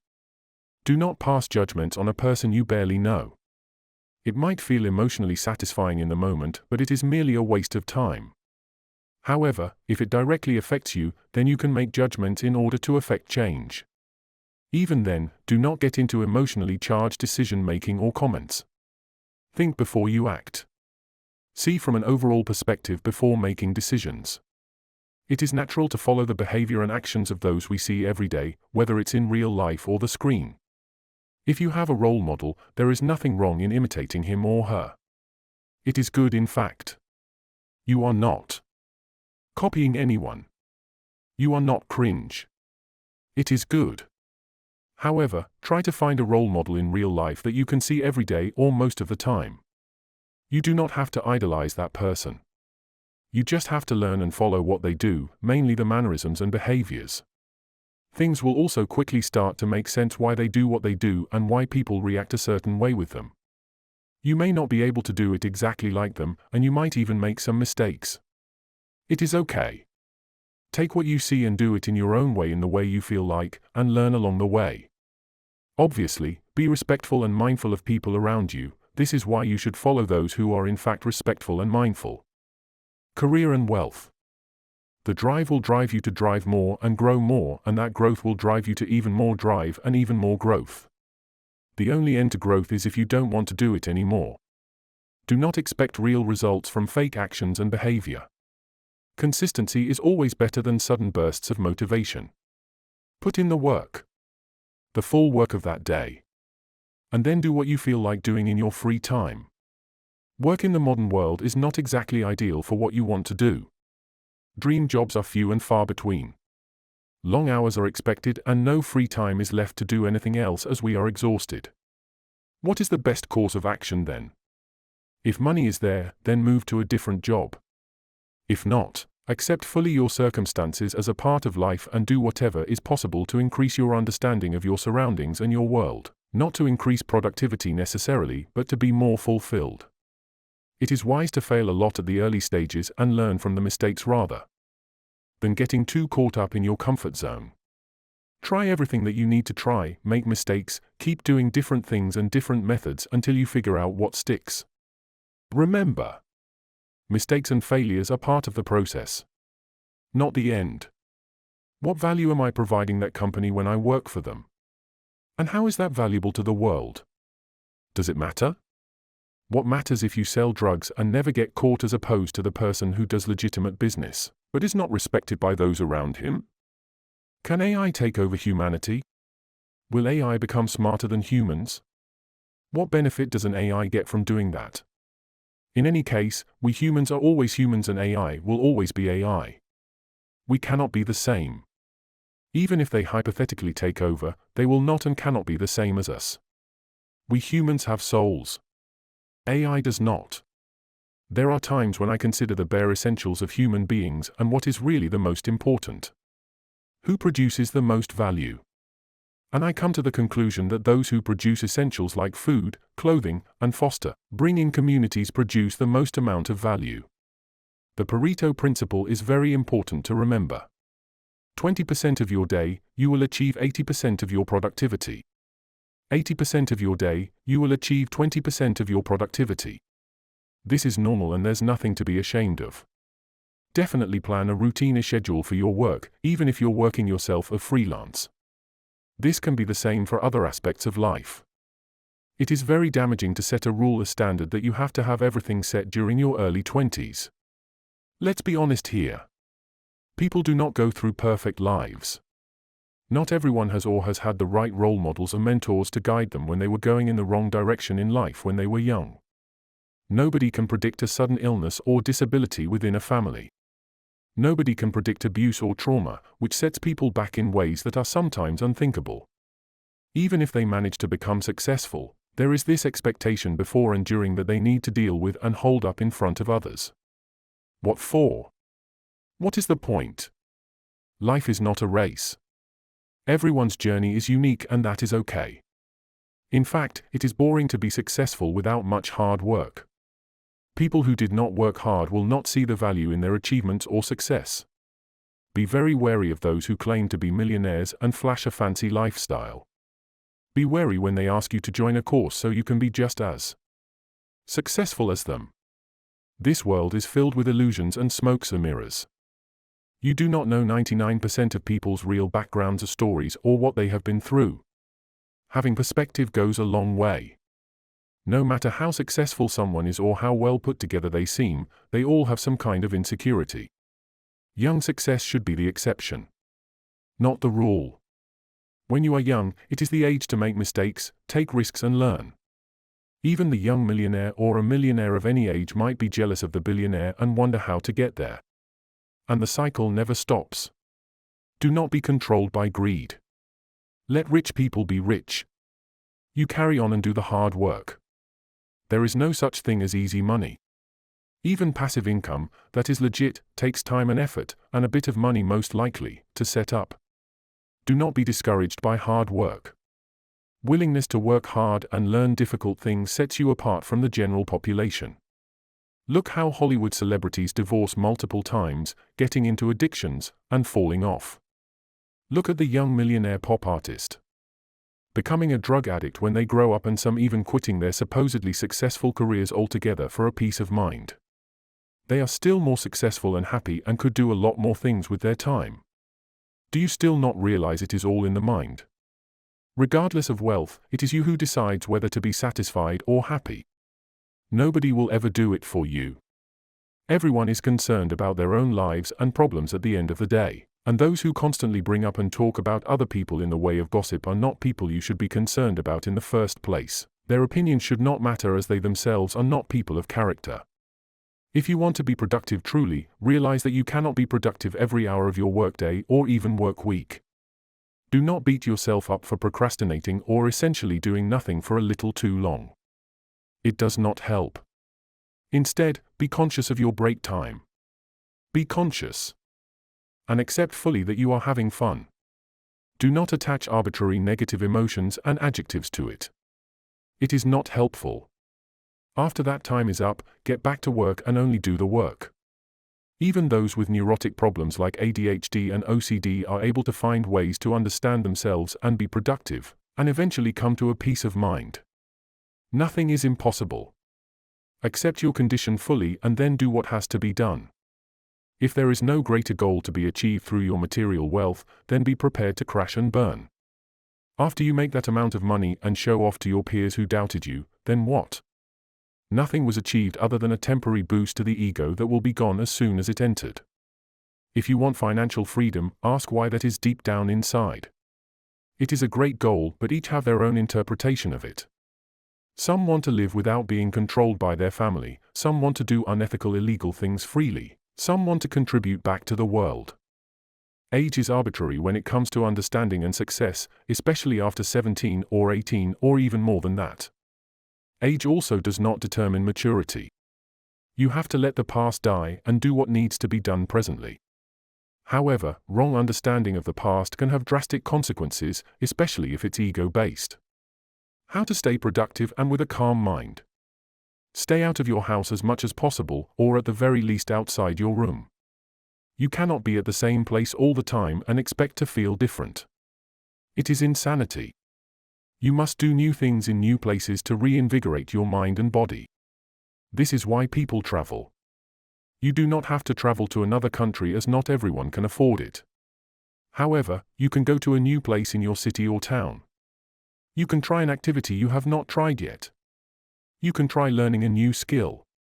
Even if you fail, you will think from a new perspective and see new things that you haven't thought of. Your success is predicated on how much you are able to focus on one thing at a time and complete it.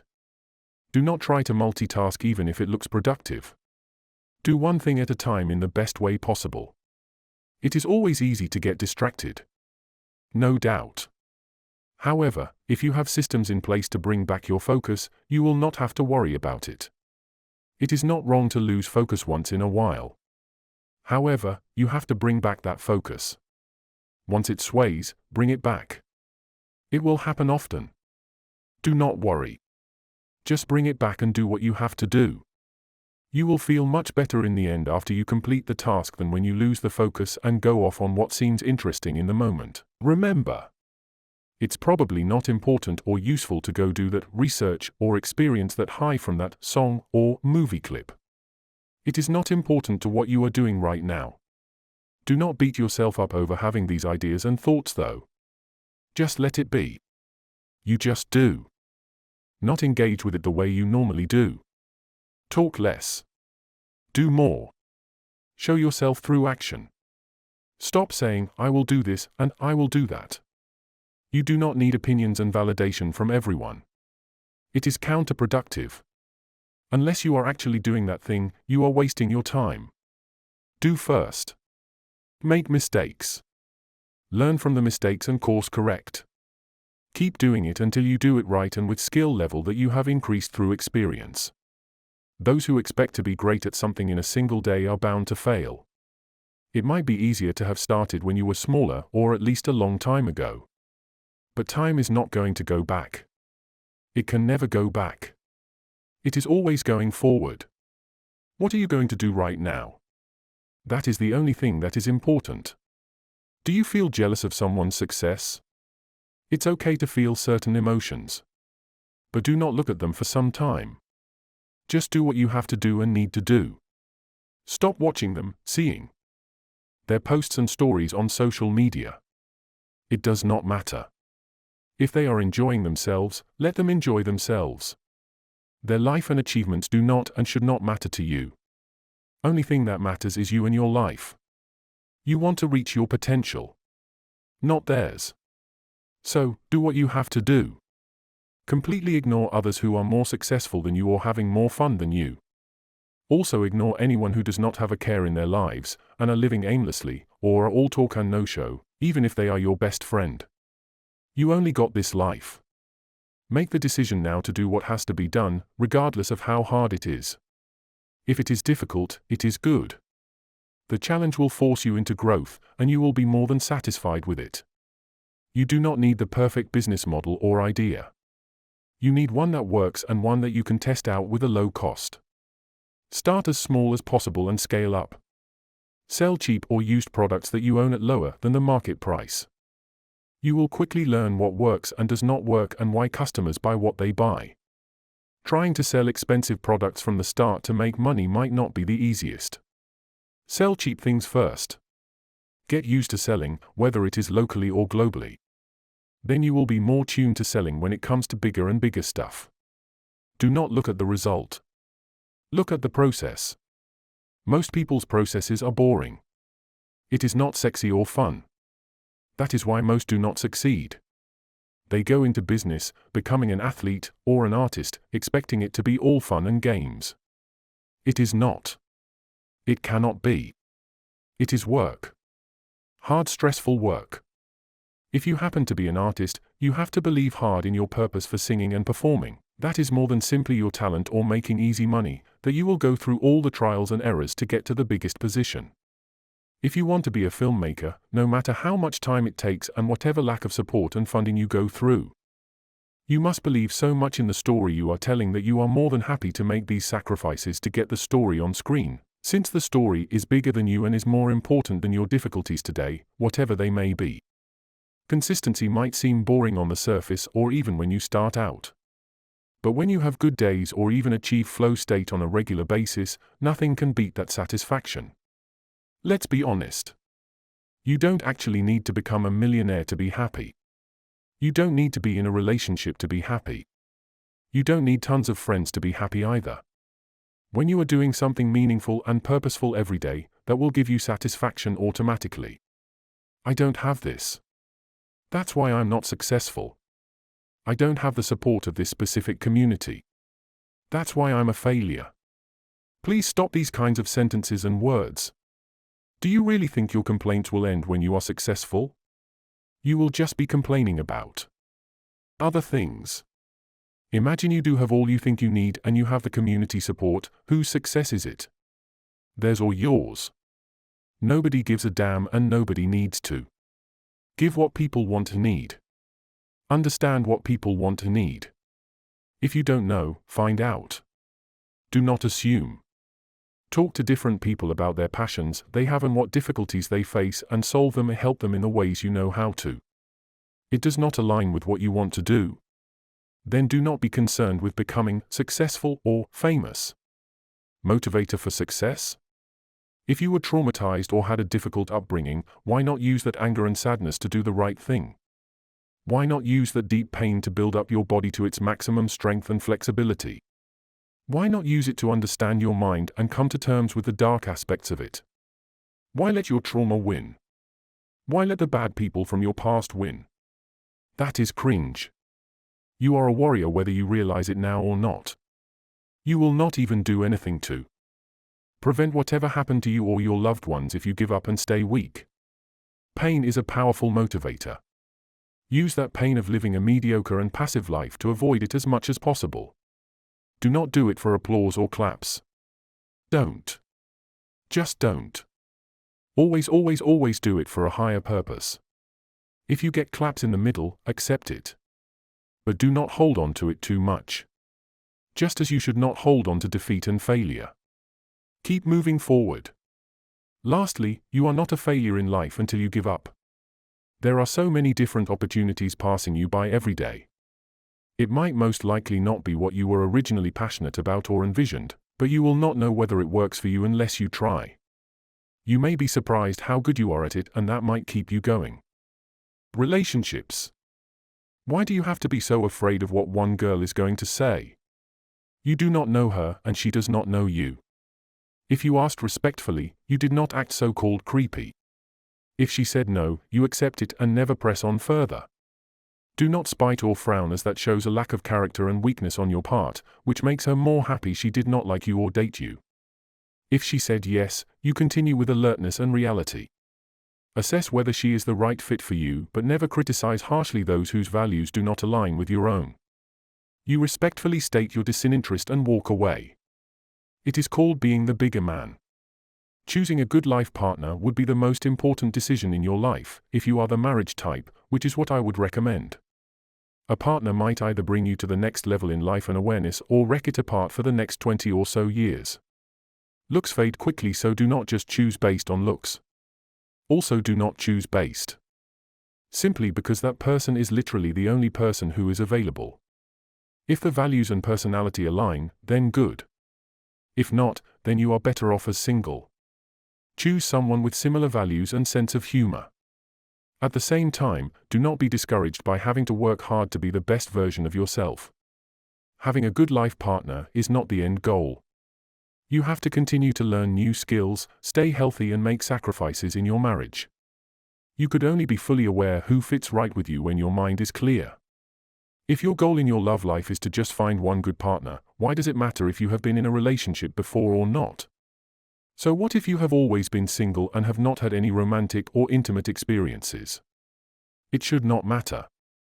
Mutual respect and understanding goes a long way. Do not take problems you have with your family and project it onto someone else. It is counterproductive and only causes further problems. Either you talk it out with your family, or if they do not listen for whatever reason, just let them be and be the best that you have to be. You do not get anything through trying to change every person who hurt you. You only transform by getting over and gaining strength, no matter how hard it is. The road is brighter than you can imagine on the other side when you work through your issues. You can help people just like yourself who never got the love they needed. It is the most empowering thing in the world.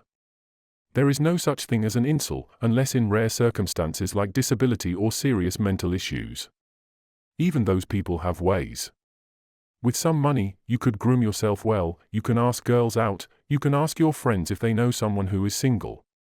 For some, they might even go to prostitutes, but this is highly inadvisable due to the fact that many virgin, love-starved men want relationships, a companionship, and not casual sex.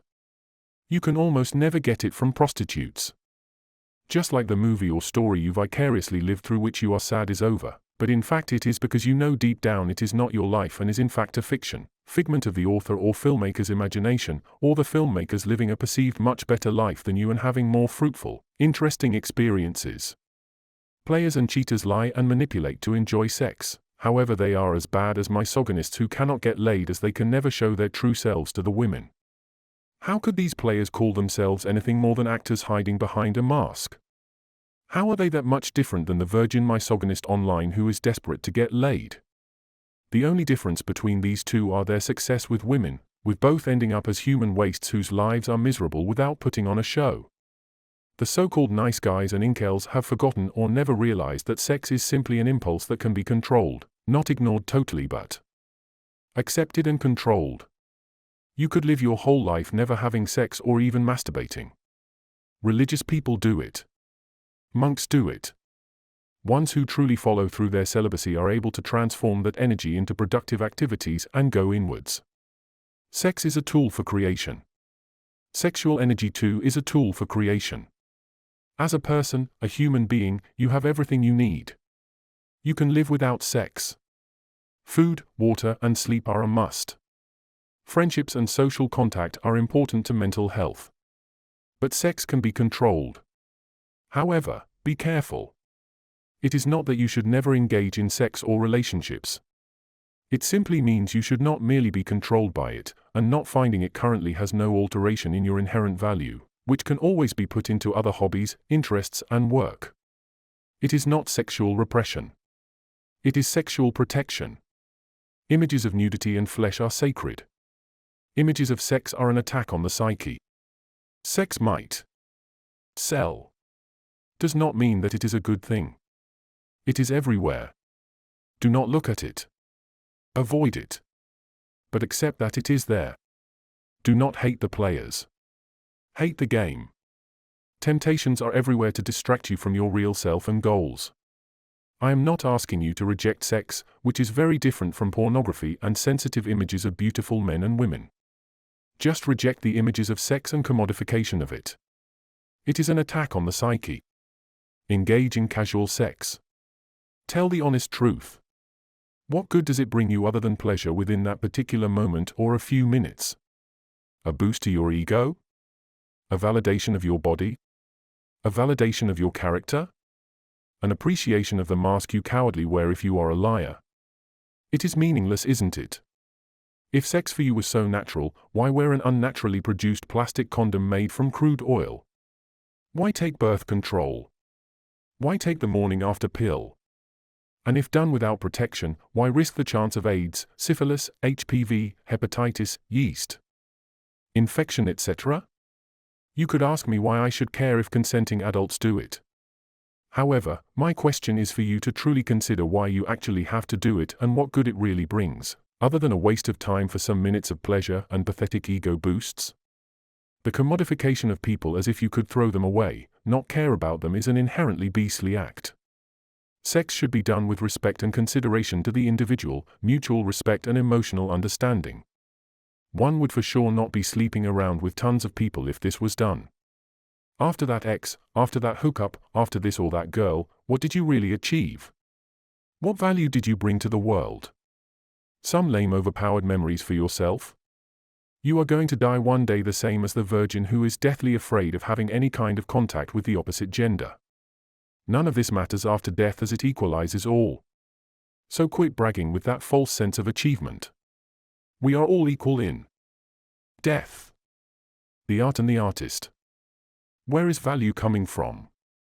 Especially with art and media? Who is giving that money? Where is that money coming from?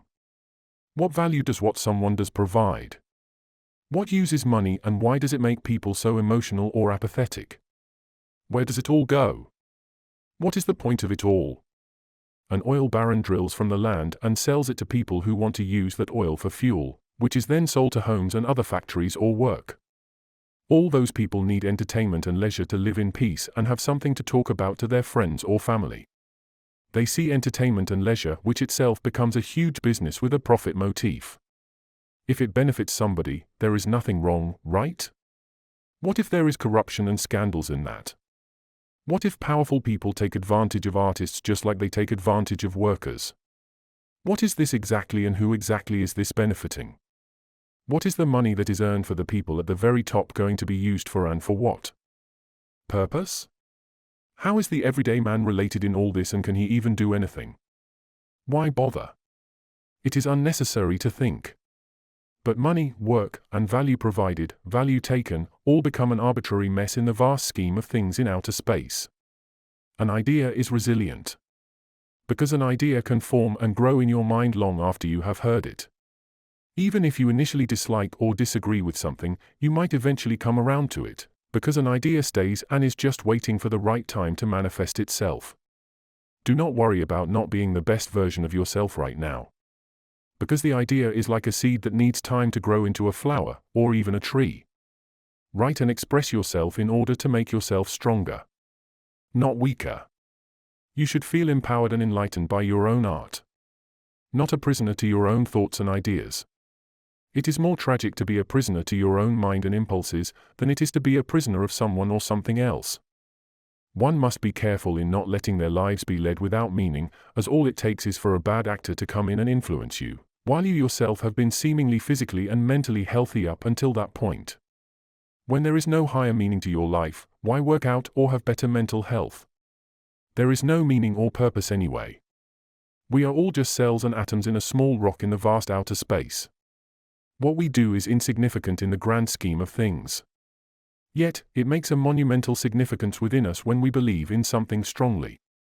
It moves us and sways us without logic or reason, whether it be philosophy, movies, music, or food. Why do people suffer? Why were we put on this earth and constantly suffer misery? While answering the question of the existence of God is a separate story, the world as mentioned previously is not personal. It cannot care about you, nor would it try to sabotage you.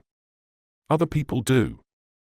The clutches of those exploitative people are also impersonal, as they are caught by their own impulses and insecurities. Surely they are weak at heart and mind. Regardless of whether they are rich or poor, they are a prisoner of their own mind, unable to escape the cycle of their own misery. So, should we just accept and not do anything about it? Absolutely not. We must do what we think is right and express ourselves honestly. If there is too much at stake, ask what exactly is at stake and confirm through reality whether that is really true instead of making assumptions in your own head, which is a world of its own. Movies and stories are a medium. Not the Holy Grail or the thing itself. It is a carrier for ideas, imagination, agendas, personal vendettas, likes and dislikes, culture etc. of the filmmakers. However, they cannot replace real life and the world. It is only a representation of the world. Getting caught up inside it without realizing this would be catastrophic and cause you to go around in circles. Perhaps it can be a window into the life and mind of someone or a group of people, and it can even be a sort of an instruction manual on how to do this or that. Whether you follow it or not subconsciously or consciously is something you have to think about when watching a film. And you cannot live a life if you are constantly reading instruction manuals or consuming experiences without doing anything. Nobody can be perfect. However, if our examples of great men are just complex people who engaged in debauchery, cheated on their wives, but also made great profound art, it puts a strained meaning behind what it is to be great. What does this great influence when these men are so flawed? Why are we so surprised that those who follow them end up like them more or less? Take only the good in them and ignore the bad. If the bad wasn't life-destroying and destructive, humans in general, or at least in this day and age, are easily influenced. We follow what we see, and even if we don't do it consciously, we do it unconsciously. Signposts, symbols, and logos are not the thing in and of itself. They are just that. Signposts. Even this book you are reading is a signpost. It is there to help you, but not to be the end-all be-all. Nothing could really be the end-all be-all. It is you who has to make use of this to the best of your abilities. So don't mistake the signpost for the thing itself. You have to put it into practice. Theory can only get you to a certain starting point. Films are inherently a manipulative art form, same could be said about other art forms. But the way films capture sight, sound and feelings through moving images in a darkroom is immense. If we are not aware, it can capture you and make you obsess over something that is not real and cannot be real. Films or art shouldn't simply be to convey ideas and messages. They should make you feel, think and see the world in a much clearer and profound way. It cannot give meaning to existence in and of itself, but it can show or point to the meaning to the audience through the perception of the filmmaker. You as an artist don't matter to the idea and themes being conveyed. What matters is the story. The writer must forget himself and write honestly and truthfully for the story, shedding his ego. Same way the filmmaker must bring images to the screen without the imposition of himself and act in service of the story being told. And the story being told, you are merely a tool, a medium for the story. This is how you don't get caught up with ego. How is it possible to forget yourself exactly? It is not. However, the story and idea grows within the artist wanting to come out, just like a baby or a child. It has to be delivered and expressed. It does not mean it is you who expressed it. You are one of the many people in this world who had that idea, but you were able to write it down and put it into being while others might have not had the time, interest, or talent. Werner Herzog said if you want to be a filmmaker, you must read. Same goes for your concentration if you want to achieve any goal. Learn to read to take in information and process the materials. It allows you to concentrate on difficult tasks and absorb important information. Reading puts you at an active state where you must make the effort to read and understand what is being written as opposed to simply hearing something, although it may depend on different people. Some are more inclined to reading and some are more inclined with listening. I fall into the former oftentimes. If you achieve a flow state, you will not be making any excuses. You will not have to force yourself. You will simply do what has to be done because you have to get it out. Your ego is not at play here. It is almost as if a force is summoning you to put words onto a page or a brush onto paint and then onto the canvas. It is a state that will not come to you immediately but can be fostered through repeated attempts over the course of days or months. Wonder why the best films are old films from 50 years ago? It is not due to nostalgia but due to whether they stand the test of time. How much did they influence audience and future filmmakers? How well did they impact people in years to come? How does it emotionally connect with the audience? How does the themes and story come through? Just like that, great men are not always known immediately, and great men who currently stand with us might not be recognized or known until years later after their impact is felt and seen. At the same time, be very wary of those who call themselves great men and praise themselves constantly, and also while putting other people down. They are shallow and controlled by their own egos, which will lead to their own downfalls regardless of how talented and smart they are in other areas. Even if they are materialistically successful, they are not happy inside. Seeking validation, they praise themselves and reach outside. The best way for the artist who has such a powerful influence over his audience through his work is to make art that shows his ideal. If you simply depict reality, you are not an artist, which, let's be honest, is almost impossible to capture exact reality. You are a documentarian, which is perfectly fine. But an artist must bring images and words that impact and influence the viewers in a positive way, especially since art can influence people subconsciously. Those who constantly watch depressing films, videos, and music will for sure be depressed if he was not already. Those who watch comedies constantly may not automatically be better off, but at least they will not be hurt as badly as those who torture themselves through their depression, where they essentially achieve nothing through that suffering. Through showing an ideal man, an ideal world, an ideal scenario, an artist influences himself and the viewers to act in a way he wants. The impact, whether small or big, is still an impact nonetheless. Still, depressing films and art have their place. But it should not be the end-all be-all. Humans are social creatures who must depend on each other to survive. We cannot just be eating, clothing ourselves, sleeping and blocking everything out. We inherently require human interaction to live a sustainable life. Somehow, movies, video games, books, philosophy, religion, politics, all bring people together to interact and discuss things, which give individuals a sense of importance and value, which they then provide back one way or another. However, at certain times, the so-called value goes towards one thing a little too much. Why is it that a movie costs millions and millions of dollars to make? Why is it that corporations take created works, market it, and sell it for their own profit, losing its meaning eventually in the end? What is the purpose achieved? Your job may not always be to convince people. Sometimes, all you have to do is inspire, or steer the thought to a certain way through presenting ideas. The subconscious mind picks up a lot more things than you realize. And if they do not care, it is still okay. Writer's block? Rewrite an existing story you already know in your own way. It gathers your thoughts and makes you see things in a different perspective. You do not have to publish it. But it's a good writing warm-up. Recount something interesting from your own life that you found fascinating. Change to a different style purposefully. Come back to the original style after you are done. Just write whatever. Easier to edit than creating it from scratch. At least when you know what you do not want, you can find what you want through deduction. When you do not write anything, there is nothing to correct or edit. If you are always getting stuck, change your tools. Have a change of pace. It fires different neurons in your brain, which makes you think differently and approach ideas differently. Tips for staying off the internet and computer for writers before bedtime? Write on a notebook from the middle of the day and write throughout whenever you get ideas, till night time. In the morning, convert said notes written on the notebook to the word processor of choice on the computer, without checking the internet.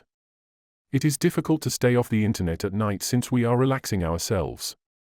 However, if we open up the computer to specifically work in the morning, it is a way to start off productively.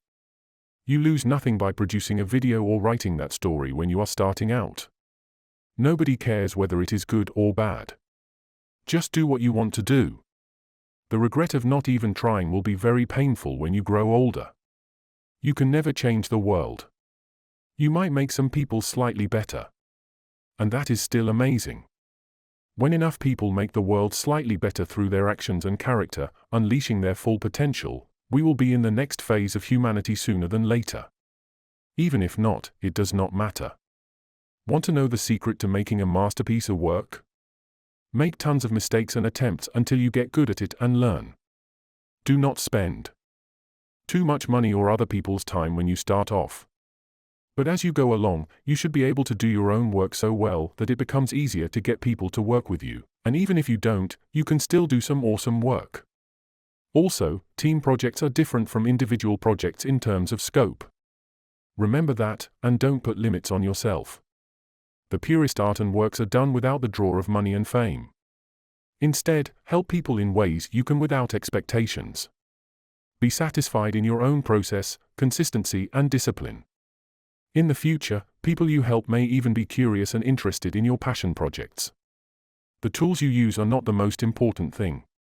You do not need the best and latest camera when you are starting out, and in fact even the most experienced use the camera that works best for them and not the one that is the latest. You also do not need to throw cash at the latest software that is super expensive. Start with what you got and make the best use of it.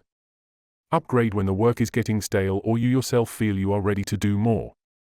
But either way, it is not simply in the tool. It is about who uses that tool.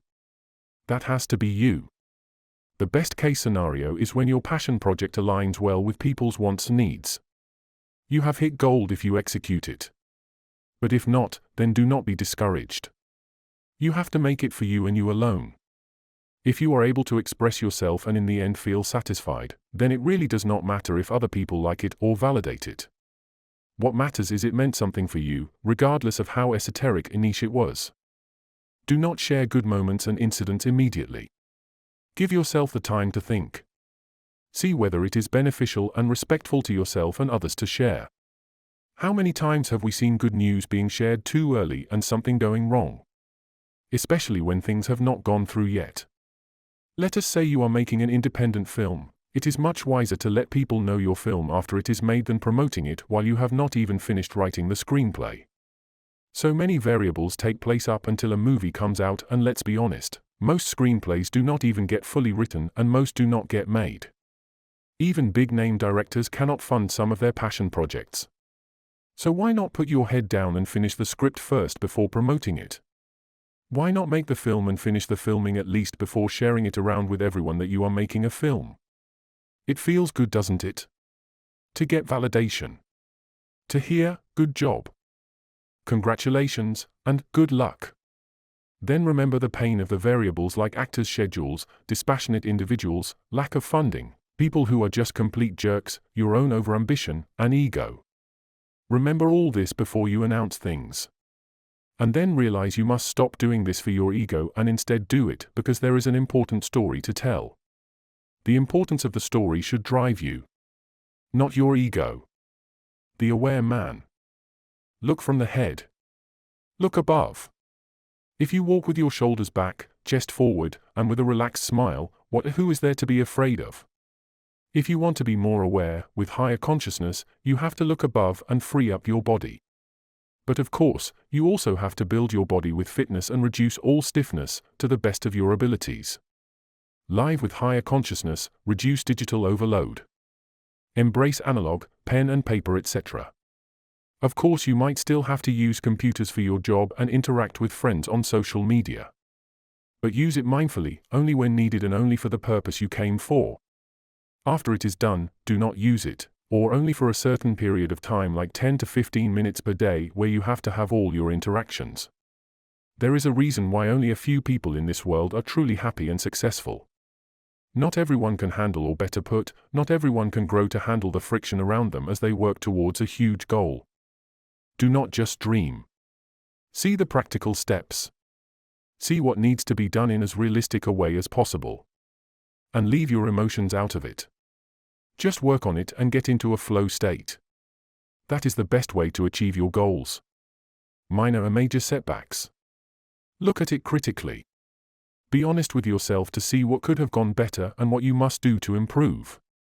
Fortune favors the calm and collected who take just enough action necessary and does not waste it on unneeded pettiness. Wear clean clothes. Wash your face and hands when you enter your home. Wear a nice smelling scent that lasts long every day. Make sure you clean every single part of your body well every day with soap and water. Make sure you are fresh all the time, even if you are just staying at home the whole day. You should not do any of this to impress others. You should do this to keep your sanity and well-being. Practice tactile things, handwriting on pen and paper, drawing, building things through hand. I am saying this for hobbies. Not work-related, since your work might involve using a computer for sure. It makes you directly interact with the material world and create your impact on it. It feels more present than just doing things digitally or on a computer or phone. Morning routine, a dopamine detox. How to start, no computer by your side, no phone by your side, set real alarm instead of your phone. Look out through the window, whatever you have to do in the toilet, brush your teeth, wash your face, take shower, breathe in and out fully. Do stretching, start your day-night routine, do not stay out too late in the night, finish dinner as early as possible, quit watching movies, streaming services, video games, etc., read books, journal your thoughts and feelings, make sure your room is completely dark. Dopamine detox does not mean you have to throw away all electronics and live like a hermit. You just do not let yourself be constantly stimulated. Instead, you let your mind wander and get bored. By being bored, you can think of new business ideas, stories, or even just see what you want to do and what you want your life to be like and why you want your life to be like that. Be careful of negative mind loops and thought patterns though. Reread the chapters, Mindset and Mental Health, for how. Drink hot water mixed with some cold water. Get used to the sharp pain in your lips and throat, although be very careful not to take it fast. Take small sips slowly until you can take it in. It clears the throat and also your body. Getting used to the bitter taste of black coffee and sitting down to work is better than just looking for the next big high in substances, or other people. A true great man does not need constant praise and admiration. He knows what he is doing and what he has to do, and he will get joy through doing it for its sake. Validation of others comes and goes and everyone dies. But good deeds and impact you bring for generations last, just like planting a seed which will grow fruits for future generations. What should a human's goal be? How can he be more aware and achieve a higher state of consciousness? It is not to simply get out of the material world or to become the biggest person in terms of material wealth. It cannot be to just sit in some monastery praying and meditating all day. There has to be a balance between the two. Both are important for living here. A man without too much ego will not see everything around him as problems but just tasks to complete. You do not have to comment on every little thing and complain about this and that. It is unnecessary and does you no good. You do not have to get emotional about things that had no emotional weight in the first place. A long queue is just a long queue. You have to wait no matter what, and it is what it is. A crowded place is just a crowded place. The weather getting too hot is just that. It is hotter than usual. You have to adjust to it accordingly since it is not in your control or anyone's control. Even if it is, there is not too much you can do, so why worry? The man who is able to adjust to these things becomes disciplined and powerful slowly but surely. What is a strong man? The one who does the task at hand without getting caught up in the past or thoughts or anxieties. The one who is concentrated like an eagle. The one who might not be perfect, but does not complain and instead finds a way to do the thing that he has to do, step by step, one by one. The one who maintains discipline. Who is the strongest? The one who realizes and understands the darkness within himself and chooses not to let it control him. The one who goes beyond base desires through a greater understanding of the world. The one who makes decisions based on reason and consideration for the greater good. The one who is able to stay in the present moment, while dealing with difficult and tricky situations instead of simply reacting from a past pain. The one who goes beyond fast pleasures. The one who is flexible in his body and strong in the mind. The one who adapts to situations and events. Being wrong now and potentially making a fool of yourself is much better than being a fool who cannot do anything or does not know anything much later in life. You have the power to not be that guy. You enter different states of consciousness without even realizing it. Remember to make decisions that are important and big when you are in a higher state of consciousness. The world is more than just the emotions of mere mortals. A man without much ego would in fact not have many problems to begin with, as most problems that people have are more related to their ego, a status, a lack of emotional regulation, etc. Your problem is you are not rich. You can live without much money, with just the bare essentials that are needed for survival and health. You are afraid, ashamed your friends would look down upon you? If it genuinely is true, you can cut them off, as those friends may have never really been your real friends in the first place. Plus, a friend you cannot be honest with due to fear of rejection is not the type of friendship that is solid. Close friends who you can share anything with and casual friends who you just hang out for fun once in a while without getting too deep are two separate things. People you cannot share things with due to fear of rejection or humiliation are not your close friends. Your problem is you don't have your own house. There are many who are struggling with exploitation and abuse. House is only a place to live which may eventually be destroyed through natural disasters or unforeseen incidents, or you yourself may only get to live in that house for a few years. All these are only material things that do not last. Why put so much emphasis on it and then get so angry and riled up when things do not go your way? Do you not realize what is more important in this world are inner peace and humility? Do you not realize no matter how much things you collect and own, it will not fill up and end your desire for more? Materials and wealth are things which are sort of important, but they will always be less important than inner peace and understanding within oneself, and the full awareness of surroundings. You cannot get or be satisfied with a lot of things from outside when inside you are lost and constantly frustrated. What is inside will be reflected outside. A calm and fulfilled man will attract calm and collected people. A frustrated and annoyed man will attract that as well. A man who is desperate will attract others who are desperate and needy, and the cycle continues until one of them breaks out of it. You could argue that people in poor countries did not attract their suffering, but that has little to do with what we are talking about. After all, I have mentioned that money and material are not the most important things. They do not last. If a poor person is truly desperate and hungry, then the people around them who are able to should help them.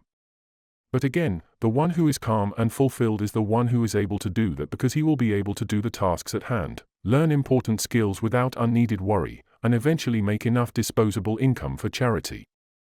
When two highly conscious individuals talk and work together, they can make huge moves without fear and pettiness. They can sidestep all the unnecessary stuff because they already know each other's moves. They know what to do and who they themselves are. They have a higher understanding of the world than most. They can affect the world in ways that create ripple effects through time and space. Reject short-term pleasures. Accept long-term needs and healthy outlets. Your success is predicated on how much you are willing to reject short-term pleasure. You can feel good by working towards your long-term goal.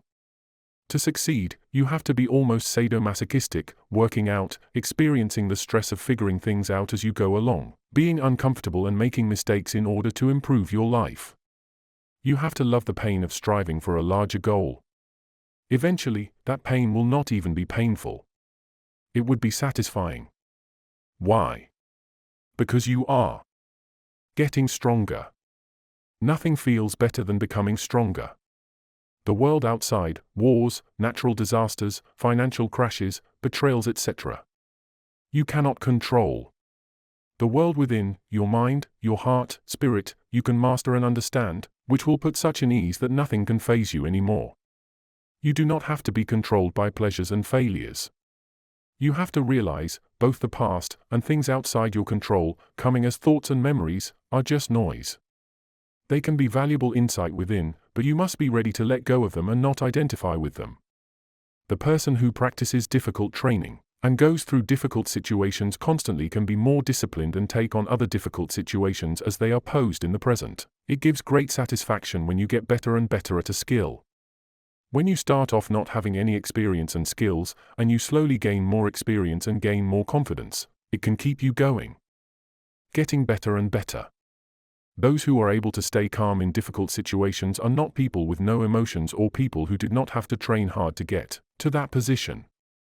Granted, some are born without empathy or are unable to be in touch with their emotions, but the one who understands their own emotions, understands that it is temporary, will make the best decisions in life, causing them to be at peace with themselves and those around them. Your life is composed of many events. Build up and train yourself for many different big days, whether it is a competition, overnight success, fully realized skill level, being able to lift and train on very heavy weights, your first child, etc. You have to put in the work and face many failures before that one day. As you face failures, you know what happens. You get used to it. It does not hurt as badly anymore.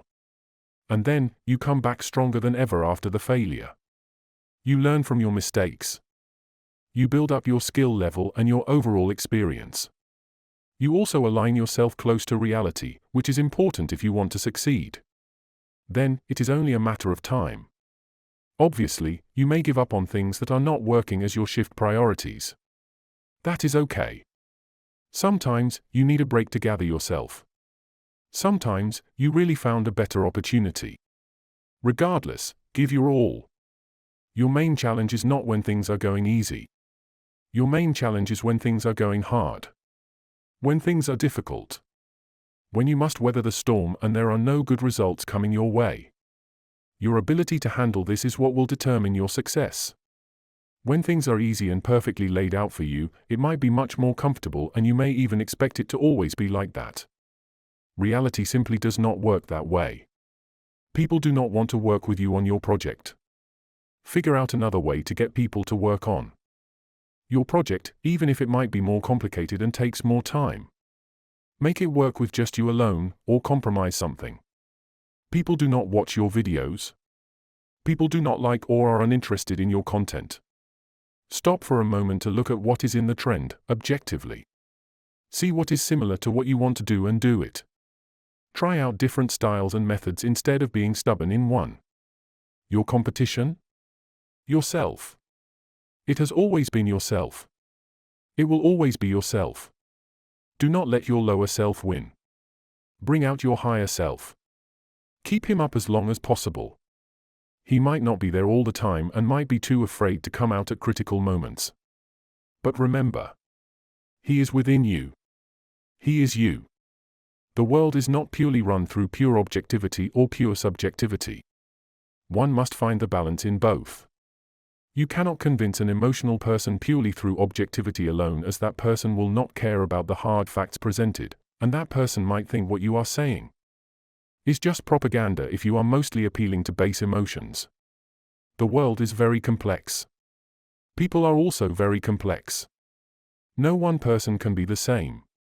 Some triggers of addictions are best to be avoided indefinitely, for your own safety as well as others. No matter how far you have come or grown, there is always a slight chance you would fall back into the trap of addictions. Stop with your desire for success in every single thing. Stop with the desire for everything to work out in your specific way. The world does not care about how things seem in your head. It only is what it is. Either you get on with it or get into serious issues. Even the most successful people can fall into delusions and lose money or loved ones. Nobody is safe from the cusp of reality, except those who accept it fully. The end goal, whatever it is, does not exactly matter as much as you think. Even if you do not succeed, it does not matter in the long run. Although of course it is still important to have a long-term vision. We are all still just insignificant in the vastness of the universe. Your wants, needs, desires, all vanish when you die. When you face obstacles and setbacks, realize this. It does not mean nothing matters and you should give up.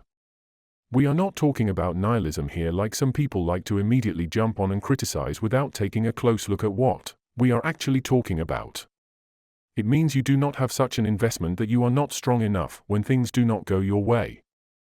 Tip: look at plants and animals often, in real life. It might seem pointless or even meaningless, but it is okay. Look at them often and do not think too much about it. Outro. Let me get one thing out of the way. Although I was always fascinated with stories and writing, I couldn't exactly see myself as a full-on writer. Even now, I don't exactly consider myself a writer. These are changing identities that fit according to the times and situations one finds themselves in. I realized this was an option and this was a way to help those who were like me, men in their teen years to 20s. It was also an opportunity to put what I believed and valued into use. When I first started working on this book, I wasn't certain about my own life or ideas. However, through gathering my thoughts in writing, and removing barriers and distractions that were so prevalent, movies, cameras, music etc., I was able to better engage in discipline, even when I was not working a full-time job. I was also able to strengthen previously discovered and known ideas about letting go of past resentments and anger, through writing. Just because these teachings are written does not mean people would follow it completely. Even if there is a guidebook for life and the world, there are so many variables and unforeseen circumstances. This is why communities are important to one's life and the world at large. When one person is lost and does not know what to do, another person or the group can help him or her. Things are always changing and people can act unpredictably. A strong community, even if it is small like a small circle of friends or your family, can help a person to not fall off. Not everyone can follow everything in this book. That's okay. If you're in a situation out of your control, you have more important things to worry about than self-development, just like it was mentioned in the previous chapters and the intro. You might also not agree with everything in this book. However, what is written could absolutely still be helpful even if you only follow some things, mostly related to the mindset. I have written it in a way that it will help as many people as possible. Most important is not just following this or that rule etc. It's more about the overall mindset and widening your awareness understanding. Once that happens, other behaviors and things to follow can happen organically. By that point, you will not need this book. However, whenever needed, you could use this book to remind yourself what you must do to stay on track of your journey. Rizwan Rahman. The Aware Man.